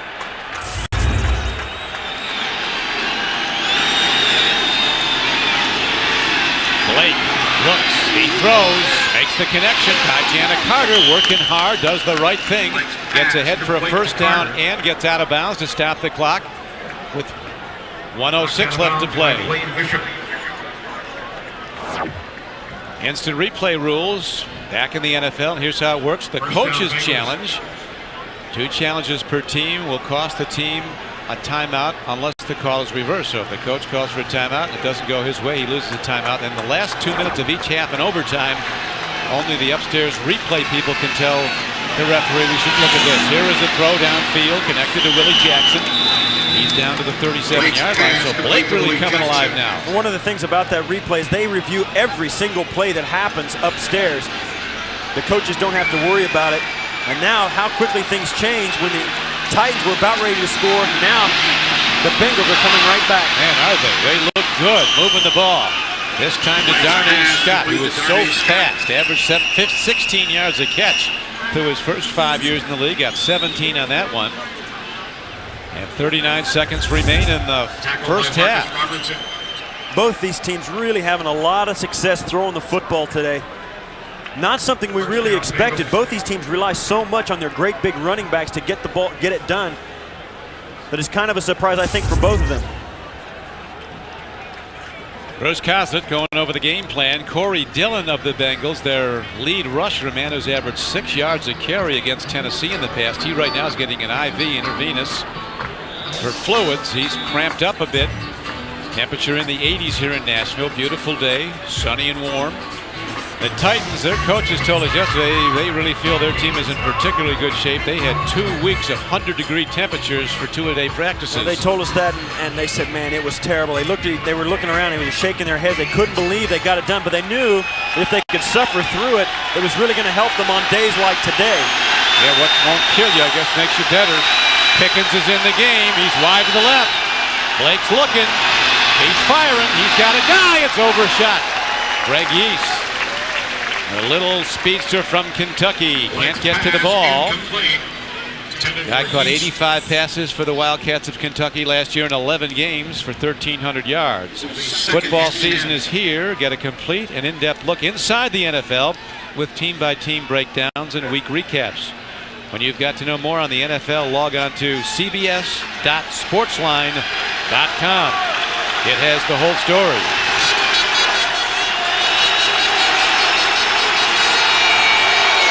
Dropping to throw. Jeff Blake standing in. Time of factors. Got a guy. He makes the catch. He's out of bounds at the 10-yard line. An enormous development just told to us. Vinny Testaverde, who led the American Conference in passing percentage, led the New York Jets to the AFC Eastern title and to the AFC Championship game, out for the season. Left Achilles tendon ruptured in the game against the Patriots. More on the NASDAQ halftime report. Jim Nance and crew will be going over that. And what now looks like a very wise move. Parcells picked up Rick Myers from the Packers before the last preseason game, so he takes over as the starter. Throw, catch, Carl Pickens down inside the 5-yard line and down to the 3. First down, game clock running, down to 17 and ticking. 9-yard gain on the play. And Blake wisely downs the ball with 11 seconds, time for 2 plays. And this is a crucial situation, and you see guys revert to what they know best. Jeff Blake's no different. He knows Carl Pickens better than any wide receiver on the football field. Even though they haven't been in training camp together, they have a lot of confidence in each other. And those last 2 throws were to Carl Pickens deliberately. He was looking at nobody else. And that's why they wanted Carl Pickens back in the lineup. This guy can break a game wide open when he's healthy and when he's in shape. Pressure on the defense, pressure on the offense. 11 seconds left. Blake takes a look. Timing throw, lobs it down in, and coming down with the ball. Is it a touchdown? It is. Penalty marker's down, but it's down in the backfield of the Titans. Tony McGee, who had only 22 catches, only 1 for a touchdown, the big guy from Michigan, extends and gets the ball with one hand. The official right on top of it. Holding.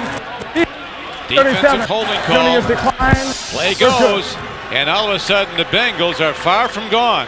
And now the Bengals also are going to go for 2 here. Jeff Blake is going to drop back and put this where only his guy can catch it, but it's going to take a huge effort. Tony McGee gathering that in, getting his knee down inbounds. That is so huge. And the thing that kills you is not the turnovers. It's when the other team can really take advantage of them. You lose an opportunity, and they may take advantage of their opportunity. That's a 2-touchdown swing, that last turnover by Yancey Thigpen. Coslett and his staff had his team well prepared. This is a team that had an abysmal year last year, drafted 3rd. Their 3-13 year, winless in the preseason for the first time since 1983. But the Bengals, who look like they were getting blown out, are standing tall now, going for another 2-pointer. Here's a lob ball, jump ball for Pickens. Penalty marker on the defense, they'll get another shot at it. Samari Roll, a jump ball to Pickens, who in high school was a 7-foot high jumper. One of the things we talked to the Titans about, how do you defend that? Jeff Blake is the only quarterback who throws the ball like this one. He throws it way up high in the air like a rainbow, and it's difficult to defend because nobody else throws it. So what they do is they just throw the ball as high as they can. And the thing we talked to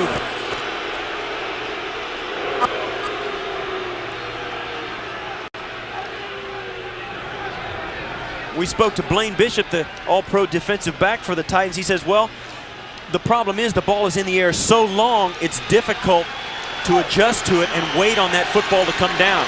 And in that case, they just got impatient. Going for two again. To the run.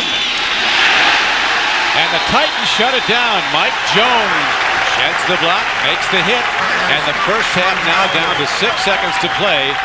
But the Titans lead, which was 26-7, is now down to 26-21. No secrets here. Watch the push. And the Titans get great penetration. Jones just comes right through, gets a hand on, and that is all it is on a two-point conversion. Watch how this ball comes just over the top. This is the touchdown. And tip it up and tip it to yourself. Excellent play by Tony McGee. He knows how big that touchdown was. Of course, the two-point conversion, if successful, would have brought them within a field goal. But we've got 47 first-half points. We have only just begun here, Steve. There's a lot of football to be played, and just when it looked like the Bengals were going to get knocked out, they've battled back with two quick scores here late in the second quarter, and that, you got to tip your hat to them. It would be so easy for them to think about last year and really the decade that they've gone through in the 90s. And yet Bruce Coslett has really turned them around. Drafted wisely, kept a lot of young players, picked the guys he wanted, and it's his team now, and it's starting to show through. Let's see if they squib kick now. Elfrey does hit a line drive downfield, waiting for it. Spencer George picks it up. A lot of white shirts coming after him, and they nail him back at the 24-yard line, and that will do it for a wild first half of play in Nashville, Tennessee. That's the end of the first half with the score. The Tennessee Titans 26, the Bengals 21. Coming up on the NASDAQ halftime report, join Jim Nance, Randy Cross, Craig James, and Jerry Glanville for all the scores and highlights from around the league on this opening day. All coming up after this word from your local station. CBS Sports presentation of the NASDAQ Halftime Report is sponsored by the NASDAQ Stock Market. Well, the NFL's 80th season is underway. We have upsets everywhere. We have a huge injury to report, and we welcome you to the NASDAQ Halftime Report. And at halftime, the Bengals with that late rally. This is the highest scoring game on opening day. Titans lead it, but Cincinnati right back into it. Craig James, Randy Cross, Jerry Glanville alongside. How about that little late surge by the Bengals? Well, you get a Kajana Carter touchdown. You got a Jeff Blake touchdown pass. Gets him 21 points. But I tell you, Steve McNair looks like the quarterback everybody begs him to be down in Tennessee. He looked very, very sharp in that first half. Where was the defense at the end of that first half? Jeff Fisher's not going to be happy in the locker room. All right, New York Jets are looking for a new quarterback. This is the big story of the day right now. And the Patriots have taken the lead just seconds ago, but the story again here, Craig James regards Vinny Testaverde. Vinny Testaverde is going to hand off to Curtis Martin. When he hands off, Curtis fumbles the football. Vinny planted to go back to try to recover it, and as soon as he planted, you could just feel, boom, the Achilles ruptured on him. And we know how tough that Vinny is. And when sitting here, we said this guy's got to be out for the season. So that means that the guys on the team have to step up. Keyshawn Johnson's their big playmaker on offense. Tom Tupa, the number 2 guy, the punter, first pass play of the day for him, touchdown, 25 yards. And, here's the problem with it. Moments ago, Tupa back to throw. Field awareness. Backside gets hit, fumbles the football. The Patriots all over him. Tupa will see pressure for the rest of the season, and not having that field awareness is really going to hurt him. And McGinnis recovers for the touchdown. The Patriots lead. And again, let me confirm it. Testaverde, the Jets have told us now, is out for the year. Let's see about that pickup of Rick Meyer now. Bill Parcells got Rick Meyer. How critical is that pickup 2 weeks ago?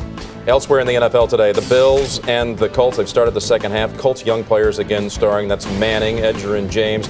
The Magic hasn't appeared so far, the Doug Flutie Magic, that is. Well, neither in the air or on the ground. But I tell you, this guy right here, Peyton Manning, is throwing some serious play-action passes against Buffalo's aggressive defense. Here to E.G. Green, gets the ball down to the 1-yard line. Who follows that up? Well, if you pass up Ricky Williams to get this guy, you give him the ball too. Edgar and James gets his first touchdown as a pro. And they lead it now by 8 starting the second half. Raiders and the Packers. Raiders have missed 2 field goals. Gannon's been picked a couple of times, but so has Favre. And the Packers are down. Ray Rhodes' debut rather flat at Lambeau Field. One bright moment. It happened early. Favre to Schrader. A man that, Jerry, you've been touting all week long. He's going to be a surprise player in the league this year. Well, I think he got in Hogan's doghouse, but now he's going to be a good football player. But The Raiders took advantage of an over-aggressive Packer defense. This was a counter toss. Fullback one way and Napoleon Kaufman the other. Big yardage. They're running the ball real well against Green Bay. And the touchdown for the Raiders, Randy Jordan from a yard out. Kansas City and the Bears. Shane Matthews, first career start in his 6th year in the league. He's thrown 2 touchdown passes. Ravens and the Rams new quarterback, Kurt Warner, with Trent Green out for the season. Look, he's thrown 2 touchdowns. Redskins are down, but their new quarterback, Brad Johnson's over 200 yards in the first half passing. Arizona and the Eagles new quarterback Doug Peterson, his first start, 2 touchdown passes, while Plummer has been picked twice. Carolina and the Saints, Ricky Williams injured in that game. They're x-raying his ankle right now in the locker room in New Orleans. He had 10 carries for 40 yards, but how would you like all your draft picks on a golf cart going down the tunnel? And that's really what's happened to the Saints. All right, coming up next on CBS Sports, the All-American United States Open men's final between Andre Agassi and Todd Martin. And for a report from Flushing Meadows, here are Bill McAtee and Patrick McEnroe. The grounds of the USTA National Tennis Center, always one of the toughest tickets in New York on one of the biggest days in tennis, the men's final of the U.S. Open. And that's what's coming up later. Andre Agassi against Todd Martin. They're both 29 years old, but that's where the similarities end. 9 finals for Andre Agassi, 4 titles. Todd Martin has been in only 1 final prior to today. Andre Agassi, obviously an overwhelming favorite. Does Todd Martin, Patrick, have any chance? Well, the difference is also, Bill, in personality, but Todd Martin does have a chance in this one. He's beaten Agassi 5 times before, including once at Wimbledon, and this is a brand new Todd Martin. He's had multiple injuries in his career, but yesterday in the semifinals against Cedric Pioline, a guy who's been in 2 Grand Slam finals, Martin was devastating. He can put together a big serve game and those big returns. He will give Agassi some trouble. And Cedric Pioline said after the match, I've never played this Todd Martin before. So the men's final of the U.S. Open coming up, Agassi against Martin. That's after football. In our pursuit to do all of our homework, I took Randy and Jerry out to the Martin match on Thursday night. You missed it. No, I was doing my real homework. I'm going to go ahead and take Todd Martin in this match this afternoon and let you guys, I'm going to go ahead and give you one. I'm going to let you have it. Give us one. I'm going to take it. I'm taking Agassi. I'll take that one. How many majors has Todd Martin won? Let's just go on here. We'll continue with the NFL on CBS in just a moment. Good point. CBS Sports presentation of the NASDAQ Halftime Report is sponsored by the NASDAQ Stock Market. CBS Sports presentation of the NASDAQ Halftime Report is sponsored by the NASDAQ Stock Market. CBS Sports coverage of the National Football League will continue after this word from your local station.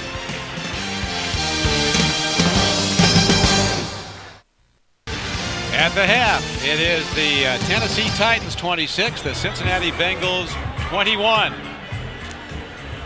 Don Criqui with Steve Tasker, shootout in Music City, and you have to wonder, Steve, what's going on in that Titan locker room. Looked like they had these guys down for the count. Well, this is a mark of an 8-8 team. In the last few years, they've been 500 ball club, and this is one of the signs. They have not been able to put people away. They stood on the verge of putting Cincinnati away early, and now they only lead by 5. You have to admire the way the Bengals came back. They were gone, it seemed, early, and then they kept rallying back as Jeff Blake really stepped up his play. And halftime stats, a lot of numbers up there. As you see, a lot of points, 47 first half points. First downs, we've only had 30 so far in this game. And the passing yardage is huge, almost 500 yards total offense between the two teams. More to come. One of the things that you don't see in those statistics is the fact that the Bengals have taken advantage of every opportunity and every mistake that the Titans have made.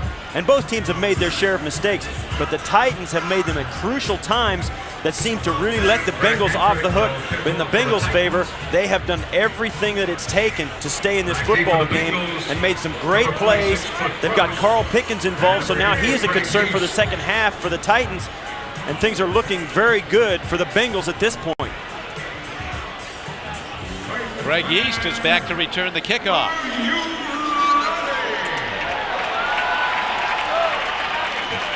Fourth round draft choice out of Kentucky, number 84. He's not big, but he can go at 5'7", 160, and here he goes. He went for the ball. He's kept it and tried to keep going. And a penalty marker is fired in after the tackle. Side judge fired it in from 20 yards away. We'll find out what he saw. Joey Kent was down to make the tackle on special teams.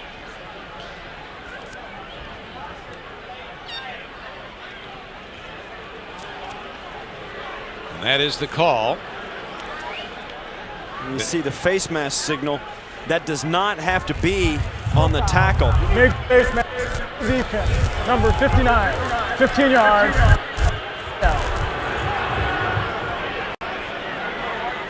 Now the penalty could be called away from the football. It doesn't have to be on the tackle. There's no face mask there on that tackle. And in fact, number 59 is back off your screen, and that's who the penalty was called on. There it is right there. And that was after the play was blown dead. I'm going to talk more about special teams tackling. That was your business, Steve Tasker, for 13 seasons in the NFL. Handoff, running with the ball. And getting it ahead is Kajana Carter. He is out close to the 38-yard line, stopped by Eddie Robinson. What's the key to making tackles on special teams? You went to the Pro Bowl. It's nothing but desire, and you have to be willing to take a hit to make a tackle, because you can't run down the field in traffic at full speed on special teams and not expect to take a big hit when you get there. They will hit you in the mouth when you're coming down. Yeah, that's what they're paid to do too. You saw the quarterback comparison. Here's a rollout by Blake. Dumps it up too high, and then it almost was a tip ball to Darnay Scott. But Blake, one thing he does really well is play fake. He's a magician with the ball. We saw it earlier in the game on a two-point conversion. I thought they missed the conversion because they tackled the ball carrier, when in actuality, Jeff Blake still had the ball and threw the pass. Play action fake is so effective in the National Football League because of the fact that the run game is so important. The Bengals down 26-7. Rallied back with 14 unanswered points in the second quarter. They're down by 5 now in the third quarter. Blake against the blitz. Gets out of it. He's got a first down and slides to a safe, sure halt. He does it 20 yards downfield. That is such a disheartening thing for a defense, and that's one of the reasons it's difficult to play man coverage against a running quarterback. If you have man coverage, all the defensive backs are looking at their guys they're supposed to cover. They don't know that the quarterback is running the football, and you'll see here as Blake drops back, doesn't see it, gets pressure, pulls the string, and as he runs down the field, the defensive backs have to stop what they're doing and touch him for the tackle. With a run, Kajana Carter diving over the top, does well just to get to the line of scrimmage as Blaine Bishop, 3 times a Pro Bowl safety, comes up to make the stop for the Titans. You know, really, this is probably as extensive an action as Kajana Carter has had in his entire career. He's been injured so much, missed so many seasons with injuries. He really has never had a chance to show why he was the #1 pick in the draft when he came out. Just one injury after another, getting some playing time now as they alternate the backs. We talked about Corey Dillon getting the IV, transfusing him with glucose, losing fluids in this hot first half. Here is a throw on the flat. Willie Jackson is out of bounds across the 40-yard line. And all of a sudden, this Tennessee defense is on its heels against a Bengal offense that's so smooth, so in rhythm. Well, one of the things that happens when they come out after halftime, there is a few things they'll go in and put their heads together and say, you know what, we need to run more of this play, more of this formation, or we need to try this play out of a different formation. And they come out making some adjustments on the offensive side of the ball, and that first series is when they really make hay and try and get something done. 3rd down and short now. See what they can get done here. They have Kajana as the lone setback. And markers are thrown before the snap of the ball. Before the snap, ball start on the offense, number 72, 5 yards, remains 3rd down. Matt Dwyer, the left guard, moved early. Jeff Fisher, who we've spoken to on a number of occasions, and he's one of the guys you kind of have to root for. He's a good young coach. He's energetic. You always feel like he's got a plan. He knows how to combat anything that faces him on the football field. The question is, can he put a team together that can close the door on somebody? Well, this play call gets tougher now for Jeff Blake. 3rd down, standing in. Steps up. He's on the run. He's going to get it. Jeff Blake is not done till he's inside the 30. He needed 7, and he got 14. Boy, he's really turned it around this game. One of the things that helped Jeff Blake, even though this looks like a broken play where he looks back, can't find anybody open, one of the reasons is they have such good wide receivers for the Cincinnati Bengals. You have to double team them. You have to cover them. You can't think about Jeff Blake running. The first concern is giving up the huge play for the touchdown to one of those great wideouts that the Bengals have. Last year he played in only 8 games and started in only 2, Jeff Blake. Originally a draft choice to the Jets, 6th rounder. Working magic to get away. He's got an open track down the sideline, and just before they pop him, he baits those defenders, you know, looking to get hit when he's out of bounds and get the 15 yards. Yeah, he had his line in the water. He was fishing for it a little bit. Dane and Sidney did let up, although Jeff Blake, there's no question, he was fishing for a penalty right at the end. He glided down the last 7 yards of his run so that everybody knew he was going to go out of bounds, and then tried to step out of bounds just before he took contact. Watch here, he's gliding. Nice little day in the park. Stepped out of bounds, and then, oh my gosh, it hurt. The referees had no part of it, though, and that's a good no call. Blake, thinking man's quarterback, grew up with a coach and father, one and the same. Emery Blake is his high school coach, former CFL player. Throw over the middle is incomplete on first down. Looking at Darnay Scott. Blaine Bishop was covering on the play. Blake was a 6th-round draft choice of the Jets.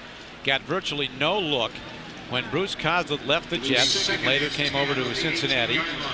He said, let's take a look at this guy. They got him for nothing on waivers. And he turned into a tremendous player his first couple of years as a Cincinnati Bengal. Tailed off a little bit, but he's a guy that can still get it done. His best seasons were 95 and 96 when he passed for 3,800 yards, 28 touchdowns in 95, 3,600 yards, and 24 touchdowns in 96. Here's a throw. A desperation toss of sorts on 2nd down and 10. Tatiana Carter's what he's looking at. Putting the rush on was the middle backer, Baron Wortham. I had the opportunity, the good fortune, I guess, to play with Jeff in a Pro Bowl in Hawaii.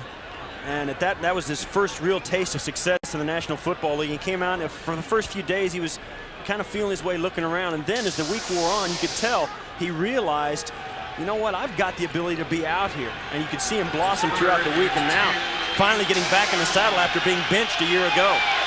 Yeah, he was actually a Pro Bowl starter after the 95 season. 3rd down and 10. Here comes an all-out blitz. Near side throw. Ball has gotten to Willie Jackson. He breaks it. He's going in. Willie Jackson is over the end zone line. And so Jeff Blake, with his greatest play of this day, they shot 9 guys at him. Virtually the whole Tennessee defense came at him. And all of a sudden, an 18-yard touchdown pass results. And the Bengals have taken the lead. Well, you start to wonder how much the Titans are going to give them. They've run this play a half a dozen times already today, and it was just a question of time before one of the receivers broke a tackle and made the big play, and it's happened here early in the 3rd quarter. Can you top this? How high can the numbers go? Well, Bruce Coslett is one of those guys to say, you know what, if they're going to give me that little throw out there, I'm going to give it to those guys because I know my wide receivers are so good. They're going to make something happen. It's just like getting the ball into the best guy's hands, and that's the best way to do it.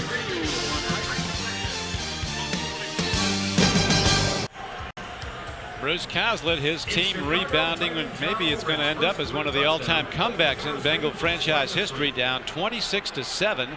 They have now rallied back, scoring 20 unanswered points, and they're going for 2 more on a 2-point conversion try after they've taken the lead for the first time, 27-26.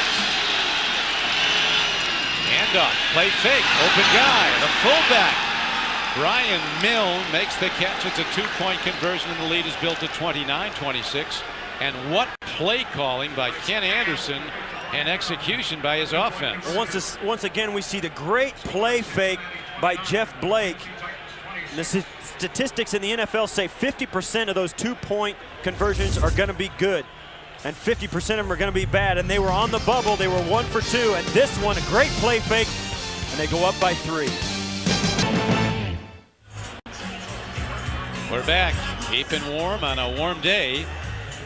Jeff Fisher told us yesterday we wanted to get off to a fast start in our opener, not have to dig out of a hole as was the case last season so often. Well, they got off to a fast start, but it's the Bengals who've come roaring back. They have indeed put the roar back in the of the AFC Central. As we watch the replay of that last touchdown, what a sensational play. Well, what you can't see is that the Titans send everybody at Jeff Blake, and the object is just get it a one-on-one. If you feel you have a superior matchup, get him the ball and let him make something happen. And you see there, when he kicks that pylon over at the corner of the end zone, it counts. The pylon is part of the goal line, and he's not out of bounds. That counts right there. As soon as he kicks that over, he's in and he breaks the plane. Willie Jackson's inspiration is his dad, also named Willie Jackson, who was the first African-American player ever to play football for the University of Florida. Really proud of him there as a standout. Handoff. Running with the ball is Eddie George. He takes it to the 25-yard line. Not a whole lot happening for Eddie, though. They're kind of ganging up on him, as is usually the case. Oliver Gibson, the nose tackle, makes the stop as they're going through a defensive rotation in Cincinnati's lineup. Ryan Simmons kind of limping off. Not an injury, looks more like a cramp. And one of the things that's in vogue in the National Football League is to keep the defensive line fresh, because the offense doesn't have the luxury of rotating their offensive linemen. Those guys play the whole game, and if they're always going against fresh guys, that's a problem in the second half. You need so much synchronization there, you can't alternate them. They have to stay together. Here's another handoff. Eddie George protects the ball. Eddie George on the carry. He busts it across the 30 and out to the 33-yard line. A gain of 8 yards on the play. The heat-seeking missile to Keo Spikes in his second year from Auburn made the stop. Eddie, one of the things that's changed for the Titans this year is the fact that Eddie George now, as part of their offense, they have a fullback. Lorenzo Neal was signed by the Titans and has become a bigger part of their package, and that's going to help the running game in certain situations. And also, Steve McNair says perhaps even the passing game for play action. See what we go to now. Looks like a passing setup on 3rd and 3. McNair throws the ball. It's broken up. Defender coming in beautifully, right on time. Roosevelt Blackman, a second-year corner from Morris Brown. They've had to go to backup corners because of the injury to Chaz Fisher. One of the things you can tell now, this stadium is quiet. The Titans are very flat. They know that they had this team on the ropes, and now they're trailing by 3. And they just don't know what to do. They cannot get it on track emotionally. And what started out as a skyrocketing day emotionally for this team, right now they're flat. Oh, they are. Greg Williams, the D coordinator for Tennessee, told us yesterday we want to take their confidence away early. Let's go the other way. They got way up on the Bengals early, but they didn't take their confidence. Here's Craig Yee signaling for and making a fair catch. Beautifully punted ball by Craig Hendrick, who last year had the best punting average of any player in the NFL since Yale Larry in 1963.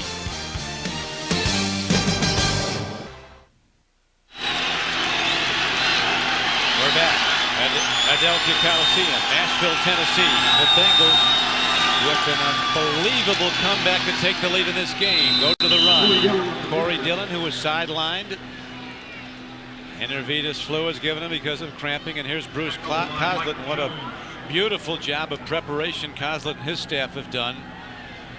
These guys came in ready to play this game, Steve, even when they were down 26-7. You really do have to tip your hat, because they came into a new nickname, a new beginning for this Titan franchise, and the Bengals have come in and really taken the air out of the balloon.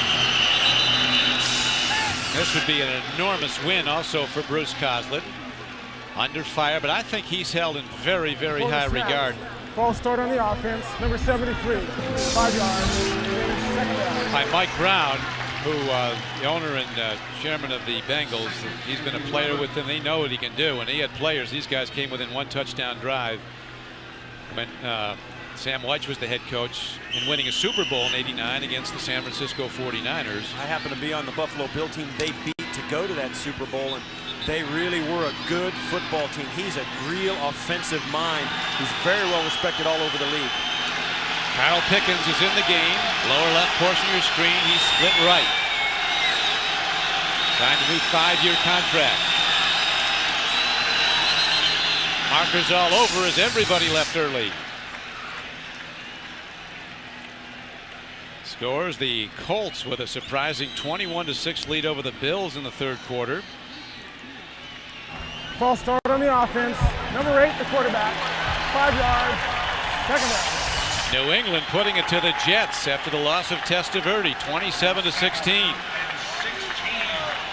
And what can Jeff Fisher be thinking? He needs a big play like that for more than just penalties. Oakland up on the Packers at Green Bay. What an opening day. A lot of key injuries around the NFL, including here in Nashville. Jeff Blake throws it over the middle. And the ball is completed to Corey Dillon, who's ahead to the 20-yard line. Gain of 7 yards on the play. Eddie Robinson was the tackler, the man they call the coach on the field. You know, as we talk about scores around the NFL, Don, one of the things that never ceases to amaze me, you never know until the season starts what's going to happen. Some teams that look to be in a tailspin all of a sudden look great on that opening day, and teams that you look to dominate struggle early. It happens every year all over the National Football League. Sure does. Bengals return to Cincinnati for their home opener next Sunday against the San Diego Chargers.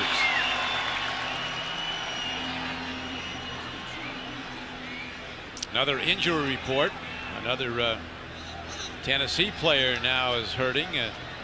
Told that Joe Salavea, defensive tackle, strained calves. Jeff Blake, slow start. Coming up fast though. 16 of 26, throwing the ball 170 yards and 2 touchdowns. Earlier he was intercepted twice. Last time they blitzed him all out, he's hit for a touchdown. There it goes, the long ball. He's got a guy. On time, what an unbelievable play to Darnay Scott. 80-yard touchdown bomb, but there is a penalty marker down in the Bengals backfield. It's coming Holding back against Cincinnati. It's coming back. That gives you an idea of why Jeff Blake will go to the Pro Bowl as a deep ball. He looked. Greg Williams, the defensive coordinator of the Titans, told us yesterday, Jeff Blake looks deep and to the outside first when he drops back to pass. And when he completes a pass like that, there is not a more beautiful play in the National Football League to watch. Holding on the offense, number 60. 10 yards, half a distance to the goal. Third down. Rod Jones, the left tackle, is called for holding, and so home run ball is taken away. And that's not a 10-yard penalty. That's a 90-yard touchdown penalty. You see a Jeff Blake, watch how he throws. This ball looks like it goes straight up out of his hand, and he has to wait and watch and watch. Takes forever, and look how open Darnay Scott. Boy, that's unbelievable. That ball drops straight out of the sky, and that is an absolutely beautiful thing to watch. The Titans were working on that all week. Jerry Gray, their secondary coach, was throwing the long balls high into the sky to get them ready. Blake living dangerously, and he is stopped on third down. A good play by Javon Curse, a player who they say wants to be great, and Blake is shaken up. Second time today, he's been banged up and limping off. We talked, Jeff Blake is a tough guy, and you spoke about Akili Smith being tough, but you don't want to be known. You don't want to be known as a tough quarterback because you have to prove it every week by getting up. Now watch here, you'll see right here, this is the hold on the long pass play. And he pulls the defensive lineman back over the pile, and that's what happens late. And it's too bad because an offensive lineman never knows how close he is to the quarterback because his back's to him. If he would have let the defensive lineman go, that pass still would have gotten away. But there's just no way of knowing that. Mike Jones being attended to. It could be another cramping problem. This is getting now, Steve, to be a war of attrition. Guys going this hard in this heat, upper 80s, high humidity. One thing that happens as a player, your adrenaline kind of takes over, especially on opening day. You've been waiting for this opportunity to play. You're playing for keeps after playing in the preseason, and everything counts, and your adrenaline takes over, and you just go all out. Later on in the season, these guys will learn how to pace themselves.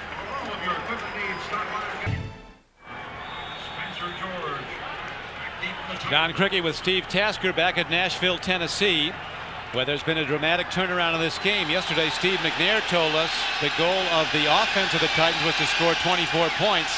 They scored 26 early in the second quarter. They had that many, but they trail in the game. Now the Bengals have to punt. Remember, Bryce was blocked earlier. This time he booms a punt. Man alive. Going back for it is Spencer George, and he finds a channel. And then he's hit hard from behind and knocked down to the 32-yard line.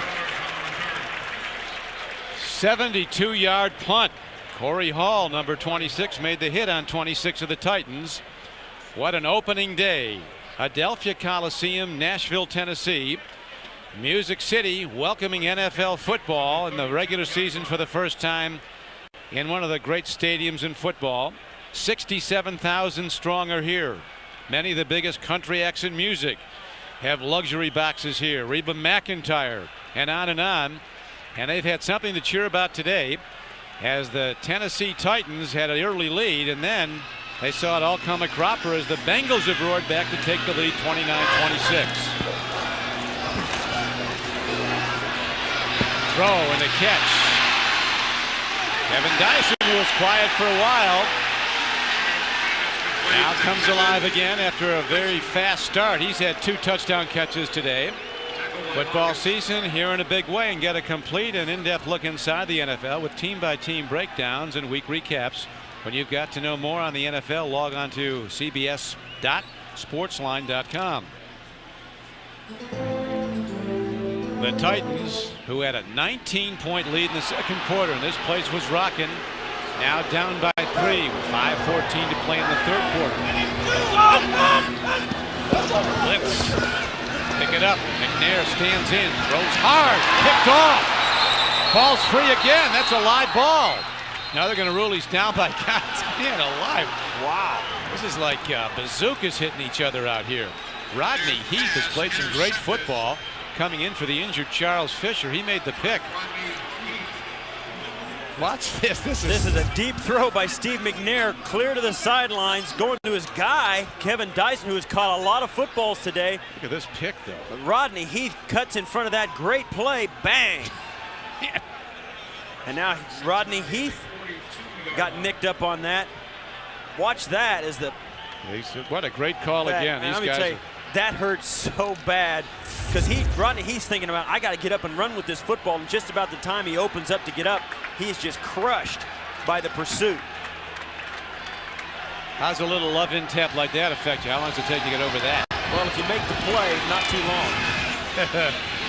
He made the play. Here is Blake. Big guys coming after him with mayhem on their minds, but he gets out of bounds. He loves to bait the big lineman. He just jogs away from him. Javon Kearse was putting a rush on. He flushed him to the near side. One of the things we've seen today is that a lot of guys have walked off the field with cramps, and a lot of times it's the big guys that have been dropping out. They've had the big defensive and offensive linemen that have been struggling to keep from cramping. And when you start chasing Jeff Blake around like that, that just accentuates the problem because they're not used to running more than a couple of yards of play. When they start running sideline to sideline, it causes problems. Blake's been running sideline to sideline. He's been running north and south also. He has 10 carries for 77 yards. Handoff. Boom goes Corey Dillon, the 225-pound back.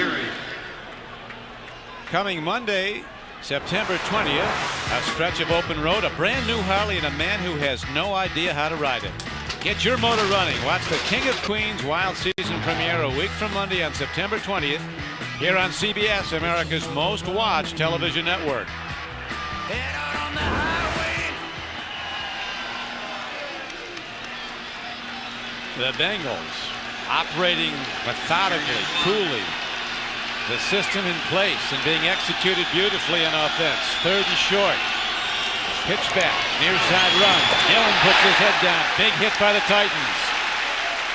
Joe Bowden, who was shaken up earlier, put a head-on slug on him, 58. And it looks like it's going to be 4th and short, and Coslett will not risk it. He'll punt with a foot to go. If you're the Tennessee Titans right now, if you don't make this play, you really begin to doubt yourself in the way you've played all day. That is a huge short yardage play to get the football back to your offense. really the offense for the Titans has not been stopped. They've kind of stopped themselves with the interceptions and the fumbles that have hurt them.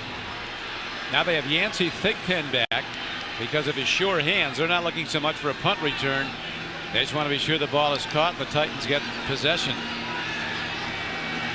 You hate to risk a top wide receiver on kick return, but they need the good hands people back there. Now Tyson, Thigpen will let it go. It goes all the way into the end zone, and a penalty marker's down at the line of scrimmage. But we're going to still have a return as Samari Roll runs it back for the Tennessee Titans.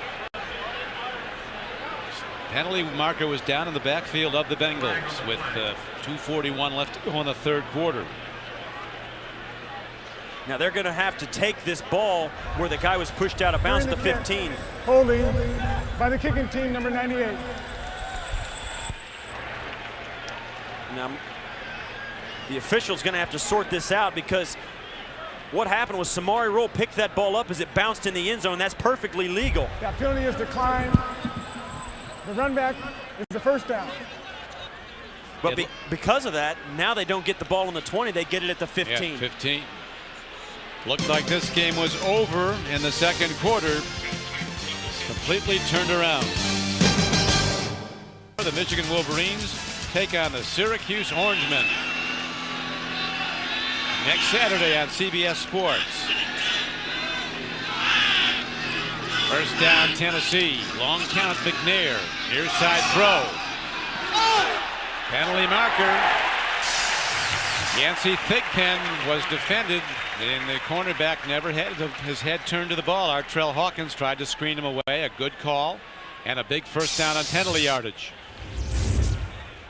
What happens is when Yancey Thigpen gets up the field, Artrell Hawkins, you see there his hands on it.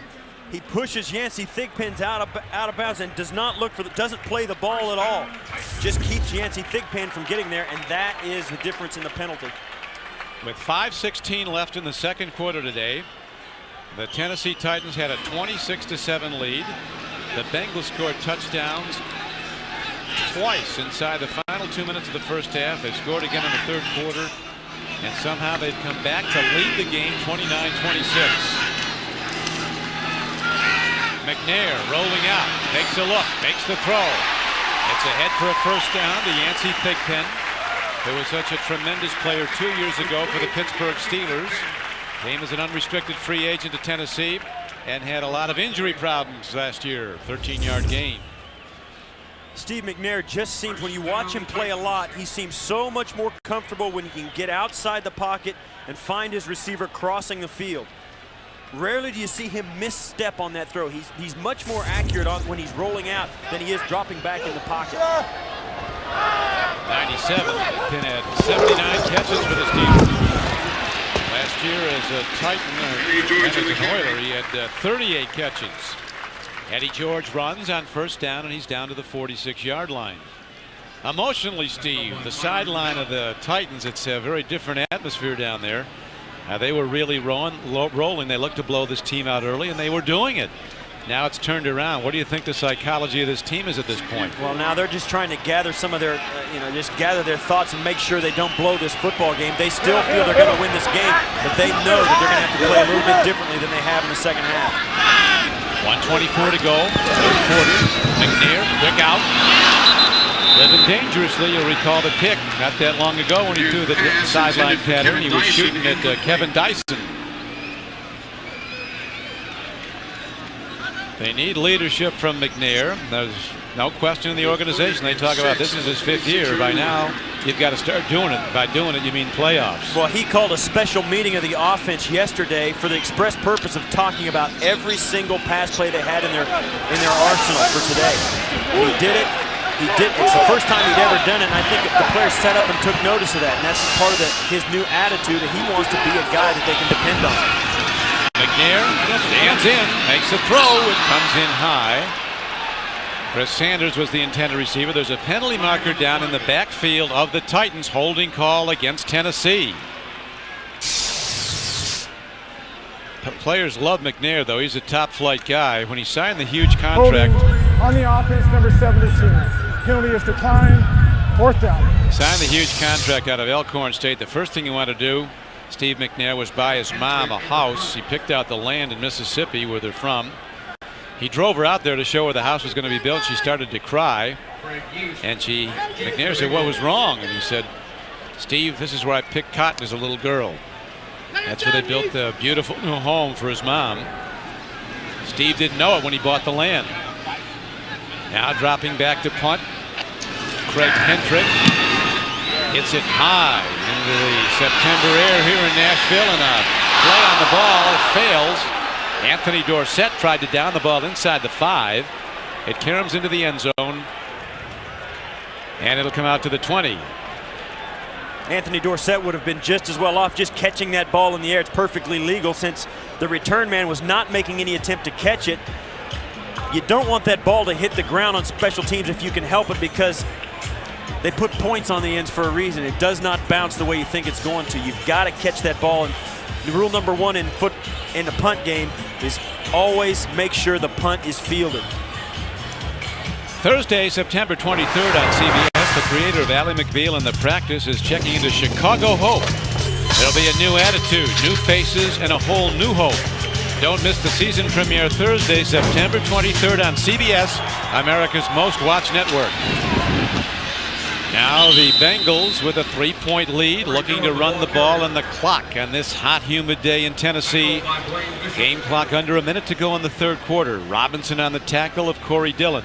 One of the things we talked about earlier was both these teams were making hay in the passing game. They were really throwing the ball all over the football field. Now comes the part of the game where they have got to have a run game to control the clock, control the football, and not give the other guy a chance to score. That's what they're trying to do as they power the ball. Straight ahead power game. Another handoff. Great play in the backfield. Corey Dillon is taken down. Coming in to get him was Javon Curse, number 90, who could be a great one. You know, the coaches for the Titans talk about this guy, and they say there is absolutely no limit. The reason they call him the Freak, he has 4% body fat, runs a 4.43 40. That's the end of the 3rd quarter with the score 29-26. Cincinnati will return to Nashville right after this message and a word from your local station. We're ready to start the 4th quarter. The Bengals come in with a 3rd down and 8 play to open the final 15 minutes. Up by 3. Might not be the final 15. Might go to OT this one. Here is a throw over the middle. And the connection is made at the 30-yard line. We'll see where the linesman come in. The head linesman coming in. Does he have it, Steve? I think he does. One thing, when they put those chains, they have markers on the sidelines that they put a little bit further than the chains would indicate, so that when a guy's running, he doesn't run over the marker and then not get the first down. So they did give him the first down on that play. Wild games on opening day. Some upsets in the offing. The Philadelphia Eagles, a dismal preseason, but they're beating the Cardinals on opening day. Washington crowning the Cowboys 35-14 in the 4th quarter. New England in a close game leading the Jets. Here's a handoff. Corey Dillon straight ahead. Not much going on. And the defense is getting pushed off the ball now as Eddie Robinson finally filled and made the stop, but he did it 7 yards downfield. The heat is really starting to show on the run defense of the Titans. The defensive line is really having a hard time holding their ground against the push up front of the Bengals. Look at the running back comparison. We talked about them, Steve, at the outset of the day. Both these teams focus so much on the defense of the run game that they're very comparable at this point. Another run, draw play, first down run. That's Corey Dillon. Powering his way ahead. He needed 3, and he ends up getting 17. First down, Bengals. They drive on. A world of time left, though, in this game, and they lead by 3. It's a world of time, but if the Bengals continue this long, methodical drive and continue to do it on the ground, it really, really sucks the wind out of the Titans. There's nothing more demoralizing than having a team run the football on you, because you really feel like you're defenseless. And these offensive linemen, they'd much rather run block than pass block. They deliver the blow in the run blocking. Throw. Tip ball. Beautifully defended on the corner by Dane and Sidney. Last year, the Cincinnati Bengal defense was the worst in the National Football League at stopping the run. Today, they've allowed only 39 yards rushing to Tennessee. Last year, Kozla's team allowed over 160 yards a game rushing to the opposition. So they really tightened that up. They gave up over 2,600 yards last year on the ground through the course of the whole season, and it has been a real concern for them and a real point of contention that they're going to get better at that no matter what. Bengals getting better at the offensive side, running the ball also. Long ball, timing pattern. They try to catch him, but there was a good defensive play by Dane and Sidney right there as Willie Jackson tried to get the high ball lobbed into him. Bengals on defense, well, they were about at the bottom of virtually every category that's compiled. There they are. Last, 28th, last. That's 28 out of 30 too, so it wasn't like they were any much better on total yards per game. But I mean, when you look at those statistics, as, you know, as a coaching staff, you know, well, where do we start? You know, it all starts with that guy right there, and the decisions he makes about personnel. And Dick LeBeau, the defensive coordinator, crowd really kicks in now. 3rd and 10. Blake stands in. He's in trouble. Shuffles the ball to Corey Dillon, making some people miss, but not for long. Donald Mitchell makes the open field tackle, and another penalty marker comes in late. It came in after the tackle.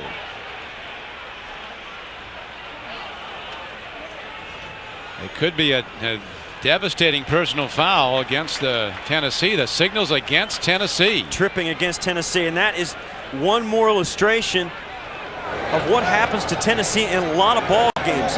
They've shot themselves in the foot a number of times today, not only with turnovers, but with penalties. Tripping on the defense, number 30. 10 yards, automatic. First down. That was a huge penalty because they stopped him cold on 3rd down. Jeff Fisher, you can understand why he's upset. How do you call a tripping penalty on the guy that made the tackle? Hey, let's watch. We got a good second look. See, Jeff Blake avoids the sack here alertly. Just flips the ball to Corey Dillon. Just make a positive out of a negative. And watch here. That's a horrible call. Got that foot extended. That's what the official must have seen. Boy, they don't like it here in Nashville. And with reason, here's Blake on the run. Wide open field. He holds the ball like a loaf of bread, though. He never tucks it away. But he does get ahead for a gain of 14 yards and a first down. This is one of the all-time Cincinnati Bengal comebacks. All-time. That was such a crucial penalty that they just awarded the Bengals, allowing Jeff Blake to bust that last big play. Blake is down. Blake is down. Watch as Donald Mitchell comes in, goes low to take his legs out, hold up for the pursuit, and that, I cannot see how you call that a trip. There's just no way. And that, in the way it is in the National Football League, allows the Cincinnati Bengals not only to stay alive, but go down for a big play to get into scoring position. Blake might have a cramp. It looks like they're extending his leg out after the end of the run. Yeah, he definitely has a cramp. He's the leading rusher in the game. 11 carries for 90 yards. Bill George, our CBS statistician, totaling the numbers. So Jeff Blake, with his feet, has been a tremendous driving force. Philadelphia Coliseum, or working as the lead contractor on the state-of-the-art Baptist Sports Park, Powell Building Group works for the Titans. See there, you see how his foot, he grabs right for the calf. When you cramp up, he probably felt that cramp a couple of steps before he went down, and it just hurried up his decision. And you see there as he turns over, he'll go right for his calf. And, yeah, cramps are difficult because there's no way you can really make them go away right away. They'll bother you for the entire afternoon. Kelly Smith was in for one play earlier, remember, when Jeff Blake got dinged on a run. He came in, handed off nicely, and Blake came right back in. But on the next play, Blake threw an interception. He was not fully over the shot he took, and he looks to be in some difficulty now as he's on the ground. We've talked about how the offenses of both of these teams have gone after the young cornerbacks, the injured guys who have left, and now they've got backups playing at the corners, and the quarterbacks have tried to take advantage of this. Well, you can bet that the Titan defense, if Akili Smith goes in, they're going to throw some exotic stuff at him and try and confuse him and get to him right away. They're going to throw things at him he has never seen before. Okay, he's been a warrior today, Jeff Blake. He's hobbling off, so Akili Smith comes in on what could be a critical drive. A lot of time left, as you see, 12:15 left to go in the game. Cincinnati with roaring back, 22 unanswered points to take the lead, 29-26. Now he'll have a list of about 5 or 10 plays that he feels comfortable with, but as we said earlier, Bruce Kozla said, you know, right now Akili Smith in practice is just worried about getting these guys in the huddle and getting them out. Forget about reading defenses and executing a play. Even the most basic things are brand new at this point for Akili Smith. Something else, Steve, we should be keeping in mind with Akili Smith. He can run. 32 touchdowns last season at Oregon in 12 games. Handoff. Corey Dillon running wide. He turns the corner on the far side inside the 20. He'll be out of bounds at about the 18-yard line. Pretty soon, though, Akili Smith, whether he knows the offense or not, and he's the first to tell you he doesn't after missing 27 practices, he's going to have to throw the ball. And you can tell, I mean, it's not that hard. Now the Titans are going to stop Corey Dillon. If they're going to get back in this game, they know they're going to have to make Akili Smith put the ball in the air and try and beat him. This guy has a big-time fastball, too, Akili Smith. Losing the snap. That is an occupational hazard for any quarterback coming into the game. You don't have to be Akili Smith, a new rookie, to make that mistake. You see it so often when a backup quarterback comes in, but let's face it, that's not going to do a whole lot for his confidence at this point. This is a crucial time of the game for him to be coming in, taking his first couple of snaps, first extended time of his career. Now third down arises. Smith and the Bengals need 8 yards.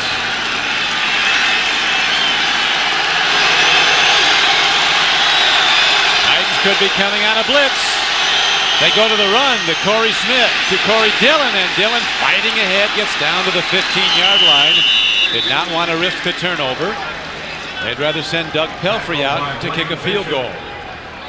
Pelfrey did not have a good year last season. He was 19 of 27, but he's had a terrific career as a Bengal. 79% field goals career. This is his 7th year from Kentucky. Well, it's hard to imagine a bigger kick at this early point of the season than one right here, because this really is going to put the onus on the offense. For the Titans, they are going to have to score a touchdown. Pelfrey was perfect this year in the preseason, 3 for 3. 33-yarders on the way. He powers it up and through. And the Bengals now with 25 straight points in this game. If they win it, will be the biggest come-from-behind road win in Cincinnati Bengal history. Back to Nashville. Music is stopped for the Titans here in Music City. They're going to get the ball back now, though, with a lot of time left, 10:15 to play, and the Bengals in the lead, 32-26. High spinning kickoff. Rice missed that one. It takes a one-hop. Joey Kent looking for a place to go, and he's to the 31-yard line. Time of possession as Jeff Blake, the quarterback for the Bengals, is having his calf iced down because of the thing. Bengals with a dominant time of possession advantage. That's so important, especially over the course of the fourth quarter. The Titan defense has been on the field a long time today, and this heat, that's just accentuated now that they're really going to be called upon and have to stop the Bengals every single possession. McNair telling us that the objective on the offense was to get at least 24 points, had that many and more in the second quarter. No turnovers, but they turned the ball over twice. They want physical, hard-nosed play. False start on the offense before the snap. Offense number 75. And they want to minimize penalties to 2 or less. Well, they're both gone way over that. Jeff Fisher everything working out exactly as planned. You couldn't take it from the playbook to the playing field any better than Jeff and his staff did and his team through almost the first 2 quarters, and then the Bengals absolutely took over the game with 2 touchdowns in the final 2 minutes of the first half. Titans haven't scored since. 7. Could be a delay of game. Legal procedure as the signal is against the Titans. Before the snap, false start on the offense, number 72, 5 yards, first down. Penalties are really the thing that is causing the Titans to stumble right now. You feel like they're really doing it to themselves, and they're in a tight spot. They've put themselves in a tight spot, and now they're starting to come apart at the seams.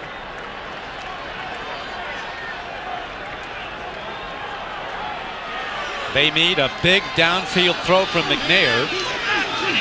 First down and 20.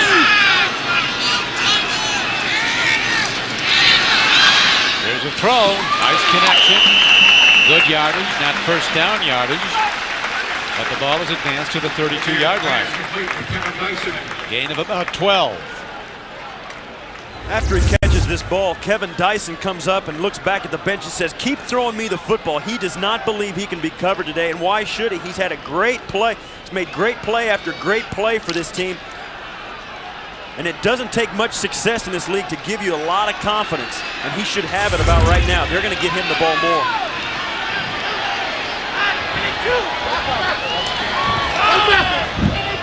Second down, they need 9. Dyson with 7 catches for 130 yards, and there's a sack of McNair. Busting through to get it was Takeo Spikes. And he might have taken the ball away. Takeo Spikes stripped McNair of the football, and they're giving it back to the Bengals. What a play by the young linebacker. Takeo, whose name means great warrior in Japanese.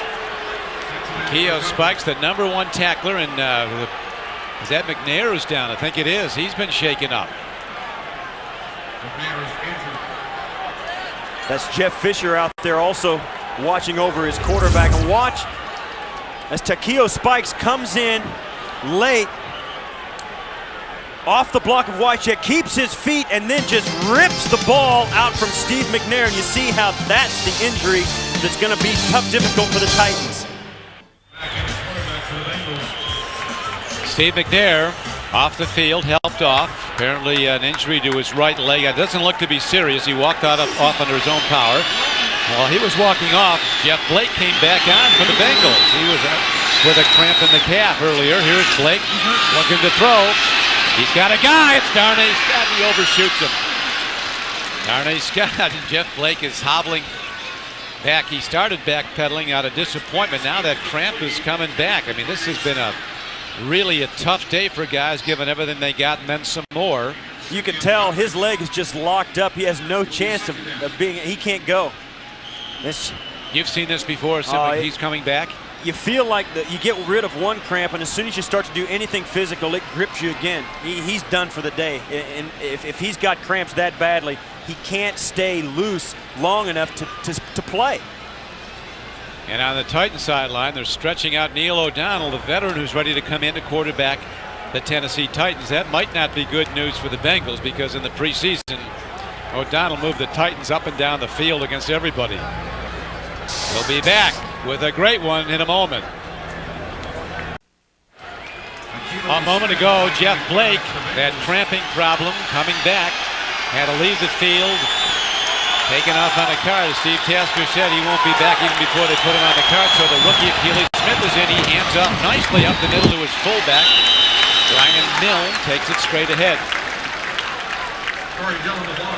Blake almost collapsed after he threw that long ball that missed Darnay Scott in the end zone. Watch him backpedal. Well, as he comes back, you'll see here he just can't move fluidly enough to catch his own balance. And he's trying to watch the result of the play, but he just can't. You just can't use your feet. I mean, you can't move your legs. You stiffen up. It's like all of a sudden you're made out of 2x4s instead of bone and muscle.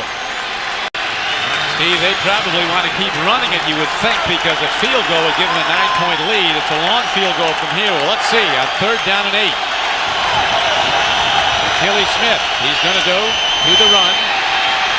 And And they take the ball down to the 21-yard line. It will be a 38-yard field goal from here. Eddie Robinson on the tackle. The U.S. Open men's final is coming up next here on CBS Sports. Agassi versus Martin. What a final yesterday. Serena Williams, 17 years old, U.S. Open champion. What a victory. It was a great moment. I'll tell you what, though. I'll take the Rebel today in the men's final. Who's that? Agassi. Oh, will you? The shaved down Agassi? That's him. Field goal try is on the way, and Pelfrey knocks it through again. That was huge. It extends the Bengals lead now to 9 points with 7:56 left to play.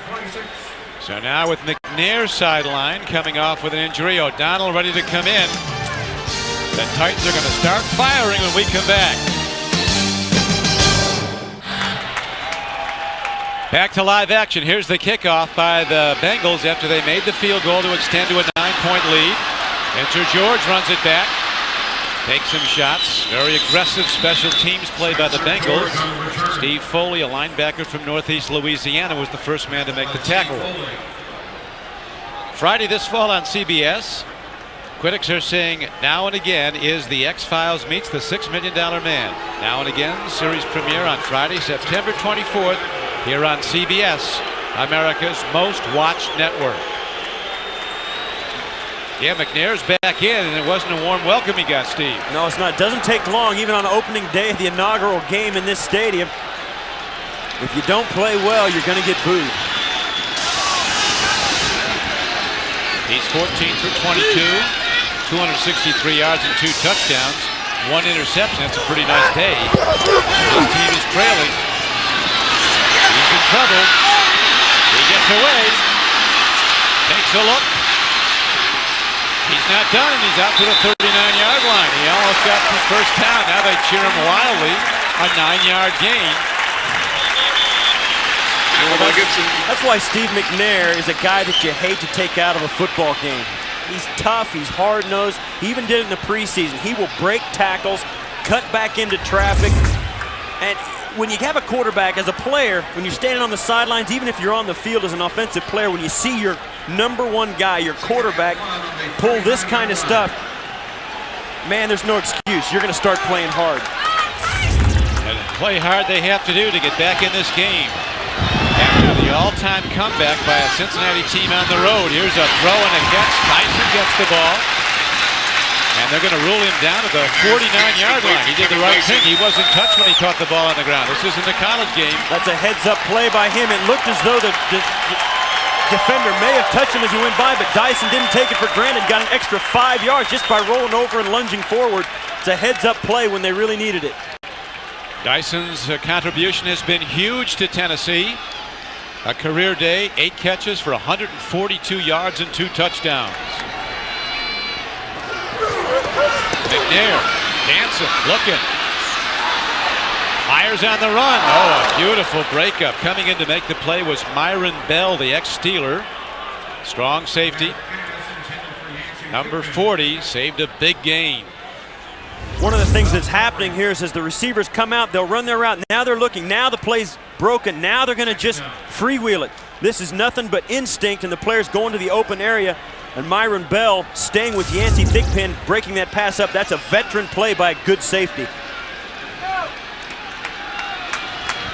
McNair will be challenging him again. He's got to throw downfield. 2nd down and 10. McNair from the shotgun. Here's the rush.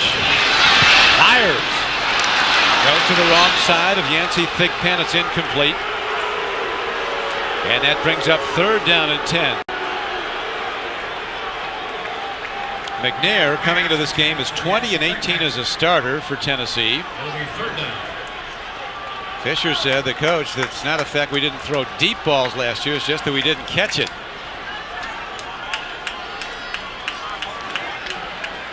Jeff Fisher looked like a great opening day. Now the pressure builds on Jeff Fisher after 3 straight 8-8 seasons. Here's a throw and a catch. Beautifully done by the Tennessee Titans. Chris Sanders comes up and goes down with the ball. 10 yards downfield. Looks like he might have a 1st down. Let's see where the spot is. It's going to be short where they're spotting it. Yeah, he came back to the football and came back past the first down marker. And now they're going to go no huddle and just go for it right here. They're in 4-down territory. 4th and a yard. McNair, head down, takes it himself, has a first down for Tennessee. There's no taking for granted a great, big, tall, strong quarterback. And that's all that was. There was no play call. That was probably just a tap on the center. Say, let's go right now. Didn't give the defense a chance to substitute, and they just got the first down when they needed it. He is a big, strong quarterback at 6'2", 225. Passed in college for over 17,000 yards. Here's Dyson. Another catch by Kevin Dyson all the way down inside the 20 and down to the 17-yard line. Takia spikes, gets him on the ground, but he does it 20 yards downfield. First down, Titans. For the first time since the first quarter, the Titans look as though they've got it together offensively, and Kevin Dyson has been the catalyst all day for this offense.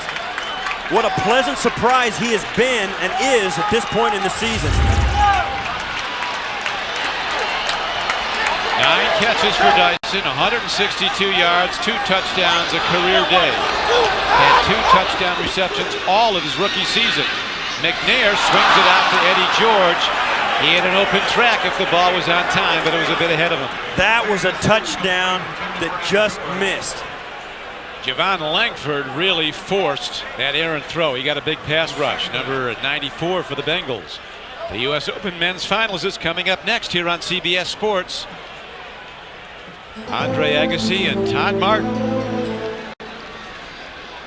Jeff Fisher, his heart has to be pounding as he watches his Titans try to get back in the game. Down by 9 on their home field.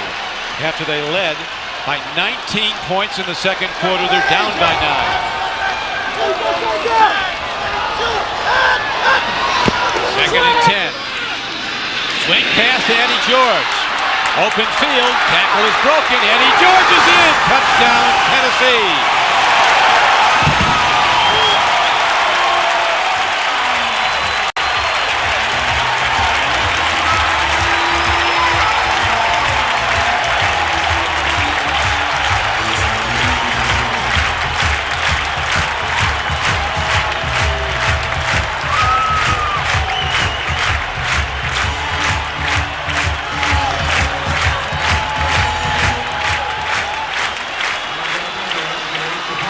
Up and cheering again in Nashville. 67 points on the board, and we're not done.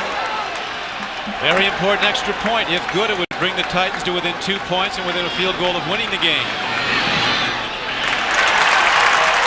Up and good. It's a 35-33 game with 4:30 left to play, and in this league, that's a lot of time, Steve Tasker. That's an eternity, and when you're a good football team in the NFL, you win because your best players make plays when the game's on the line. Eddie George is one of the best players in the league because he can do that for a football team.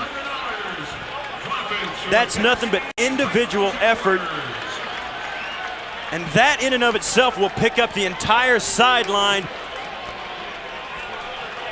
You often wonder why they don't do that more, but they just did. They missed a play that was wide open. Why not go right back to it? Eddie's a fiery leader, the Heisman Trophy winner in '95 out of Ohio State. Over 4,000 yards rushing in 3 seasons.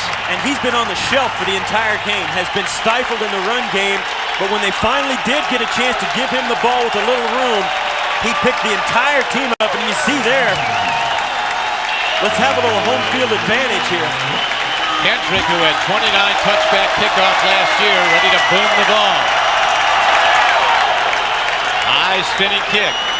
Greg East, the rookie from Kentucky. They're hunting the ball. They're going to try and strip it. East is in trouble back at the 11-yard line.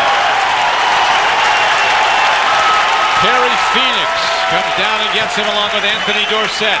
Momentum is a really tricky thing to catch in a football game, and once you get it, there's no telling where it'll carry you if you just have the players that can ride it to the end. Right now, the Titans have got everything going their way, and now the crowd is back into it. And they've got another rookie in at quarterback. This is Scott Covington. Jeff Blake, who led the way in the comeback, out with a cramp. He can't go. Achilles Smith, they were concerned he doesn't know the offense. He reported late. And now they go with another rookie. The noise is tremendous. Penalty markers are down. And the ball carrier's on the run. Corey Dillon sprints ahead. And he's still going all the way out to the midfield line. But let's see what the penalty markers are. They're in the backfield of the Bengals. This is huge. Here's Mike Carey. Against the offense. There's an illegal shift in the backfield for the Bengals. And you have to wonder if Covington maybe miscalled something in the huddle, or it's just the sound of his voice that guys are not used to jumping with. Offense, 2 men moving at the same time. 5-yard penalty remains first down. That's a home field advantage penalty.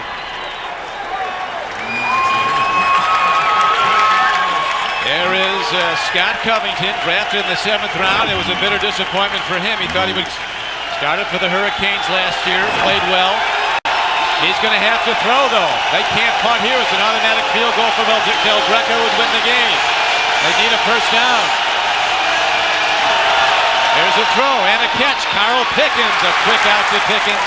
He's to the 10-yard line. He got back the penalty yardage, 2nd and 5. One consideration of why they may have put Scott Covington in the ball game is the playlist that he's comfortable with, or that they have in the ball game, may be more appropriate for this situation than Achilles Smith's list. Well, Achilles Smith's list is awfully short after missing virtually all the preseason. And you got to think Scott Covington is just along the same lines. Neither one of these guys has any experience at this position. What a game on opening day in Nashville. 2nd down and 11. They run the ball and nowhere.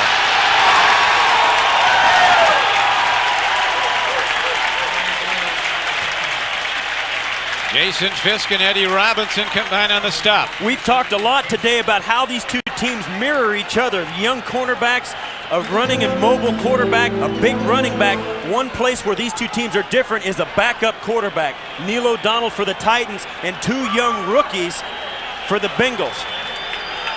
There's Achilles Smith standing on the sideline. He was in very briefly. This should be the biggest down of the game, or certainly one of them. 3rd down and 11. Pickens comes near side to the left. East and Darnay Scott to the right. The rookie Covington just in the game. Takes a drop. They go to a draw. Corey Dillon gets to the 10-yard line. And so they'll go to their punter. They've given him room to punt. And now it'll be up to the Bengal defense to try and stop the onslaught of the Titans. And the Titans call a timeout with 2:37 left to play.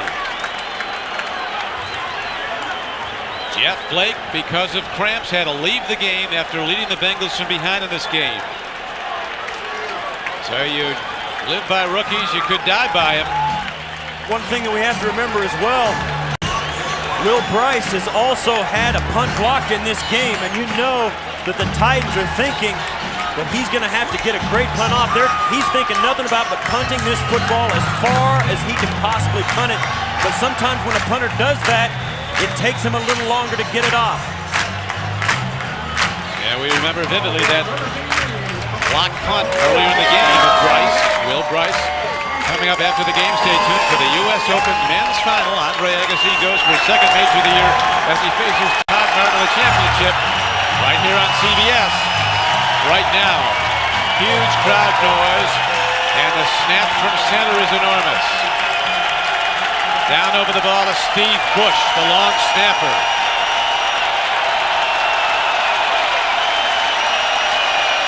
He drills the bullet back. Big rush. Ball in. What a punt by Bryce. Driving Yancey Thigpen back to his 30, but he's got room to return it. Thigpen out from behind at midfield. And there, with 2:24 left to play after a tackle by Lawrence Wright, the Titans down by 2 on their home field take over the ball. 60-yard punt, a 20-yard return. David Mitchell, one of the kick coverers for the Tennessee Titans, appears to be down. Donald Mitchell. McNair, 18 of 29. He has a career high yardage in this game, Steve. 319 yards passing. And one of the things you have to remember, all they need here is about 18 yards of field position to get into Al Del Greco's field goal range. He has already hit a 50-yarder today going the other direction, and he made that one by about 5 yards. A long time to go, 2:24 left to play in the game. What a wild game it's been. To join us late, the Tennessee Titans build a 26-7 lead with 5:12 to play in the first half. 26-7 they led by 19. The Bengals roared back, scored 2 touchdowns in the final 1:55 of the half. Opened the third quarter with another touchdown, took the lead, which they later built to 9 points after trailing by 19. But now their lead, the Bengals, is down to 2, 35-33. And yet another of the walking wounded leaves the battlefield. It's been a war on opening day in Nashville, and it's not over yet. George McCullough coming off the field. Bruce Kozlik, whose team showed very little in the preseason, who came in with a brilliant game plan. Looked like his team was out, down and outer first half. And all the Tennessee coaches said, we want to hit them hard and early and take their confidence away. They got him down early, but they didn't take the confidence away.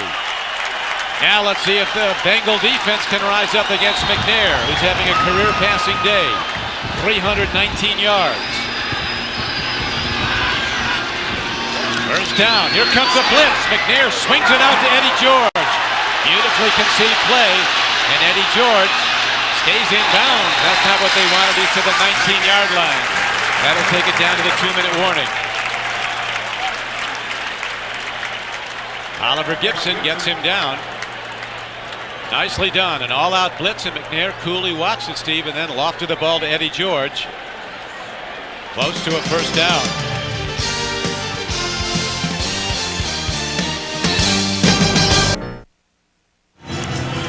The game is on the line for both teams in this drive by the Tennessee Titans. Down by 2 to Cincinnati, 35-33. Del Greco. Del Greco during warm-ups, at this end of the football field, he could not get it there from 53 yards in. But from 50, he could probably just make it. That's 8 yards away for the Titans. He is kicking into some wind. Second and short. They didn't get the first down in that previous play, and now it appears that they do. And the clock runs, 1:51 and ticking. And just like the score has seesawed and the momentum has seesawed, now the clock management goes in favor of the Titans. It looked like they were going to run out of time to come back in this football game, and now they're content to let this clock run down. 68 points and almost 800 yards offense in this game combined. First and 10. McNair, multiple wideouts and a tight end in motion. The guy he likes so much to throw to, Wycheck. Quick out. They get the ball. Wycheck blocks. Yancey Thigpen gets to the 30. Get at 17 from here. The clock runs, though. It's still ticking down. It's a 47-yard field goal from here. If Del Greco is called on, and it looks like he will be, a Del Greco kick would be like the El Greco, the Spanish master. It would be the decider. Here's a throw. They get it, and out of bounds goes the receiver. Coming down with the ball is tight end Frank Wycheck. Well done, and they stop the clock. Now, if your offense can come down and make it happen, give Al Del Greco a chance to win the football game, all is forgiven. You've come back when you needed to. You've weathered the storm. The Bengals played an outstanding football game, and you can leave this game feeling good about yourself because you won it when you had to win it. Into the final minute of the game. 58 ticks to go. Tennessee down by 2. First down and 10. Pitch back. Eddie George running hard behind blockers. Crashes down to the 15-yard line. We spoke to Yancey Thigpen yesterday, and he said even though the Titans beat the Cincinnati Bengals last year on opening day, they didn't feel good about it. They didn't play well. They managed to hang in and win, but they wanted to play well. Now, today, with Eddie George finishing the game so strongly, with Steve McNair finding Kevin Dyson throughout the day, they're going to feel a lot better about their chances throughout the rest of the season. The first regular season NFL game in Nashville for the Tennessee Titans. It's one they'll remember a long time. A wild game on second and short. Quarterback Steve McNair with his head down behind his all-pro center Bruce Matthews, an 11-time Pro Bowl player. They power ahead for a gain down to the 15-yard line. It's a first down for the Titans. And Jeff Fisher, who looked to have a team in deep trouble not that long ago, now lets the clock tick down. They'll call a timeout when the play clock gets to 1 second. Now it looks like they're going to try and get one off right I would here. think Cincinnati with 2 timeouts would call it now to get a shot to get something downfield. I agree. I'm surprised Cincinnati's not calling a timeout.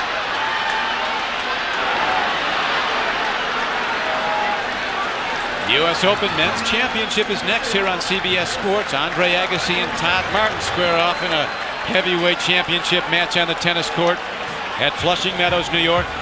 12 seconds to go. Leave a little time in case it's a bad snap. So here comes Al Del Greco out to boot it. As we mentioned earlier, Al Del Greco tied a club record for 18 straight field goals today.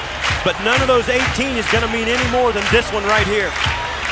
The guy, the all-time leading scorer in the franchise, almost 850 points for his career. In his 16th year from Auburn. For his career, he is a 76% plus field goal kicker. His holder is the punter, Craig Hentrick. Bruce Matthews is the kick center snapper. 3 guys have to be perfect on this with 12 seconds left. He's hit his last 18 field goals, Del Greco. Now Cincinnati takes a timeout. I mean, they would have had over 30 seconds left to try to get something downfield for their kicker. It's obvious they realized that they were not going to be able to have enough time on the clock once the Titans were running the football as they were. So they elected to just try and make Del Greco miss the field goal. Line of scrimmage, the 15-yard line. That would make it a 17 yards back from that, a 32-yard field goal. 7 yards back for the hole, 10 yards deep into the end zone. Both of these teams realize this is a huge game. For the Bengals, it was a huge road game to go on the road in the division on opening day. They played extremely well, but this game would have been a huge boost to a team trying to bounce back from a 3-13 season last year. And for Jeff Fisher, we've already spoken. He's been given a mandate by the owner. You get to the playoffs this year, your job's in jeopardy. So how big do you think this game is for him? Enormous. Percentages are enormously in favor of the Titans. Del Greco, as mentioned, has made 18 consecutive field goals in regular season play.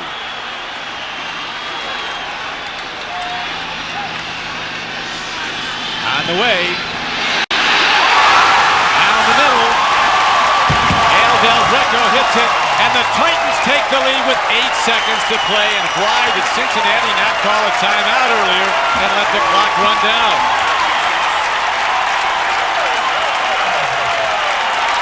An unbelievable comeback, an absolutely devastating loss for the Cincinnati Bengals. Let's watch Jeff Fisher. Kind of expected that, but you know that heart is pounding like a drum. A 19 in a row for Al Del Greco. For the club record, Jeff Fisher's just another kick for him, but as he watches it, Bruce Connell, that's a huge effort by his team, negated by that kick right there. So we have time for a kickoff with 8 seconds left, and you know they won't kick it deep. Will they squib it down? They probably kick deep because you can't risk getting a shot at a field goal. As a special teams player in this situation, I was in it a number of times. And as a coverage guy, you wanted your kicker to hit a ground ball right into the hole. Just hit it down there and give them problems. It's always so difficult to field a bouncing football. This thing isn't like a grounder to shortstop. That thing's got points on it. Right. Every time it bounces down there, you don't know where it's going to do, and that's a huge problem for the team that has to pick it up. Henry kicks off. He does hit a hard ground ball downfield. Clock stops when it's touched. They're going to let it roll out of bounds.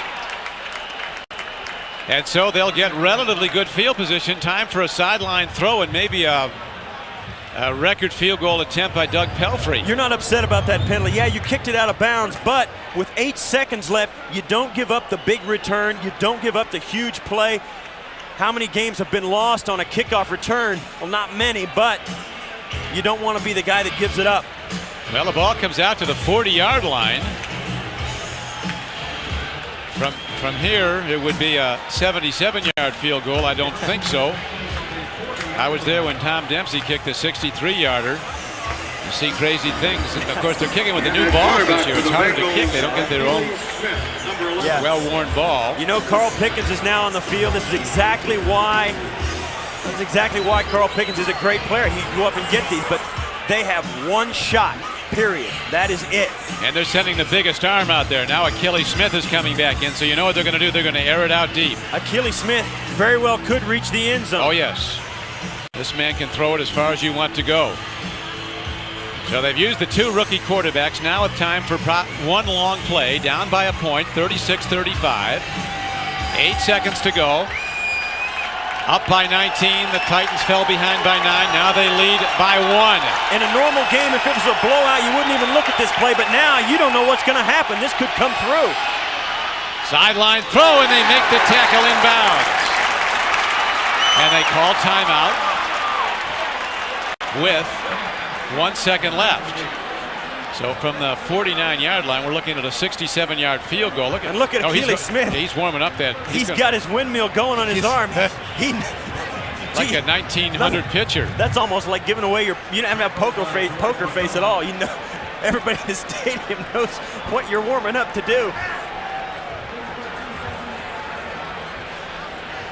What an ending. They're dropping back. It looks like an army of defenders for the Titans. They'll rush the pass with 3 guys. They'll defend the reception with 8 men. Jump ball in the end zone. And it's going to have to get to the end zone. Well, Pickens is the 7-foot high jumper. That was the first career completion for Achilles Smith as he keeps. Get that hose ready. Let her whip. He's got a hose, too. He can reach. You like offense. Today, 71 points, 792 yards offense. 3-man rush. Achilles Smith stands in. There it goes, a high ball. Pickens is out there. Incomplete. The game is over, and the Titans have come back to win on opening day in their home stadium. What an ending.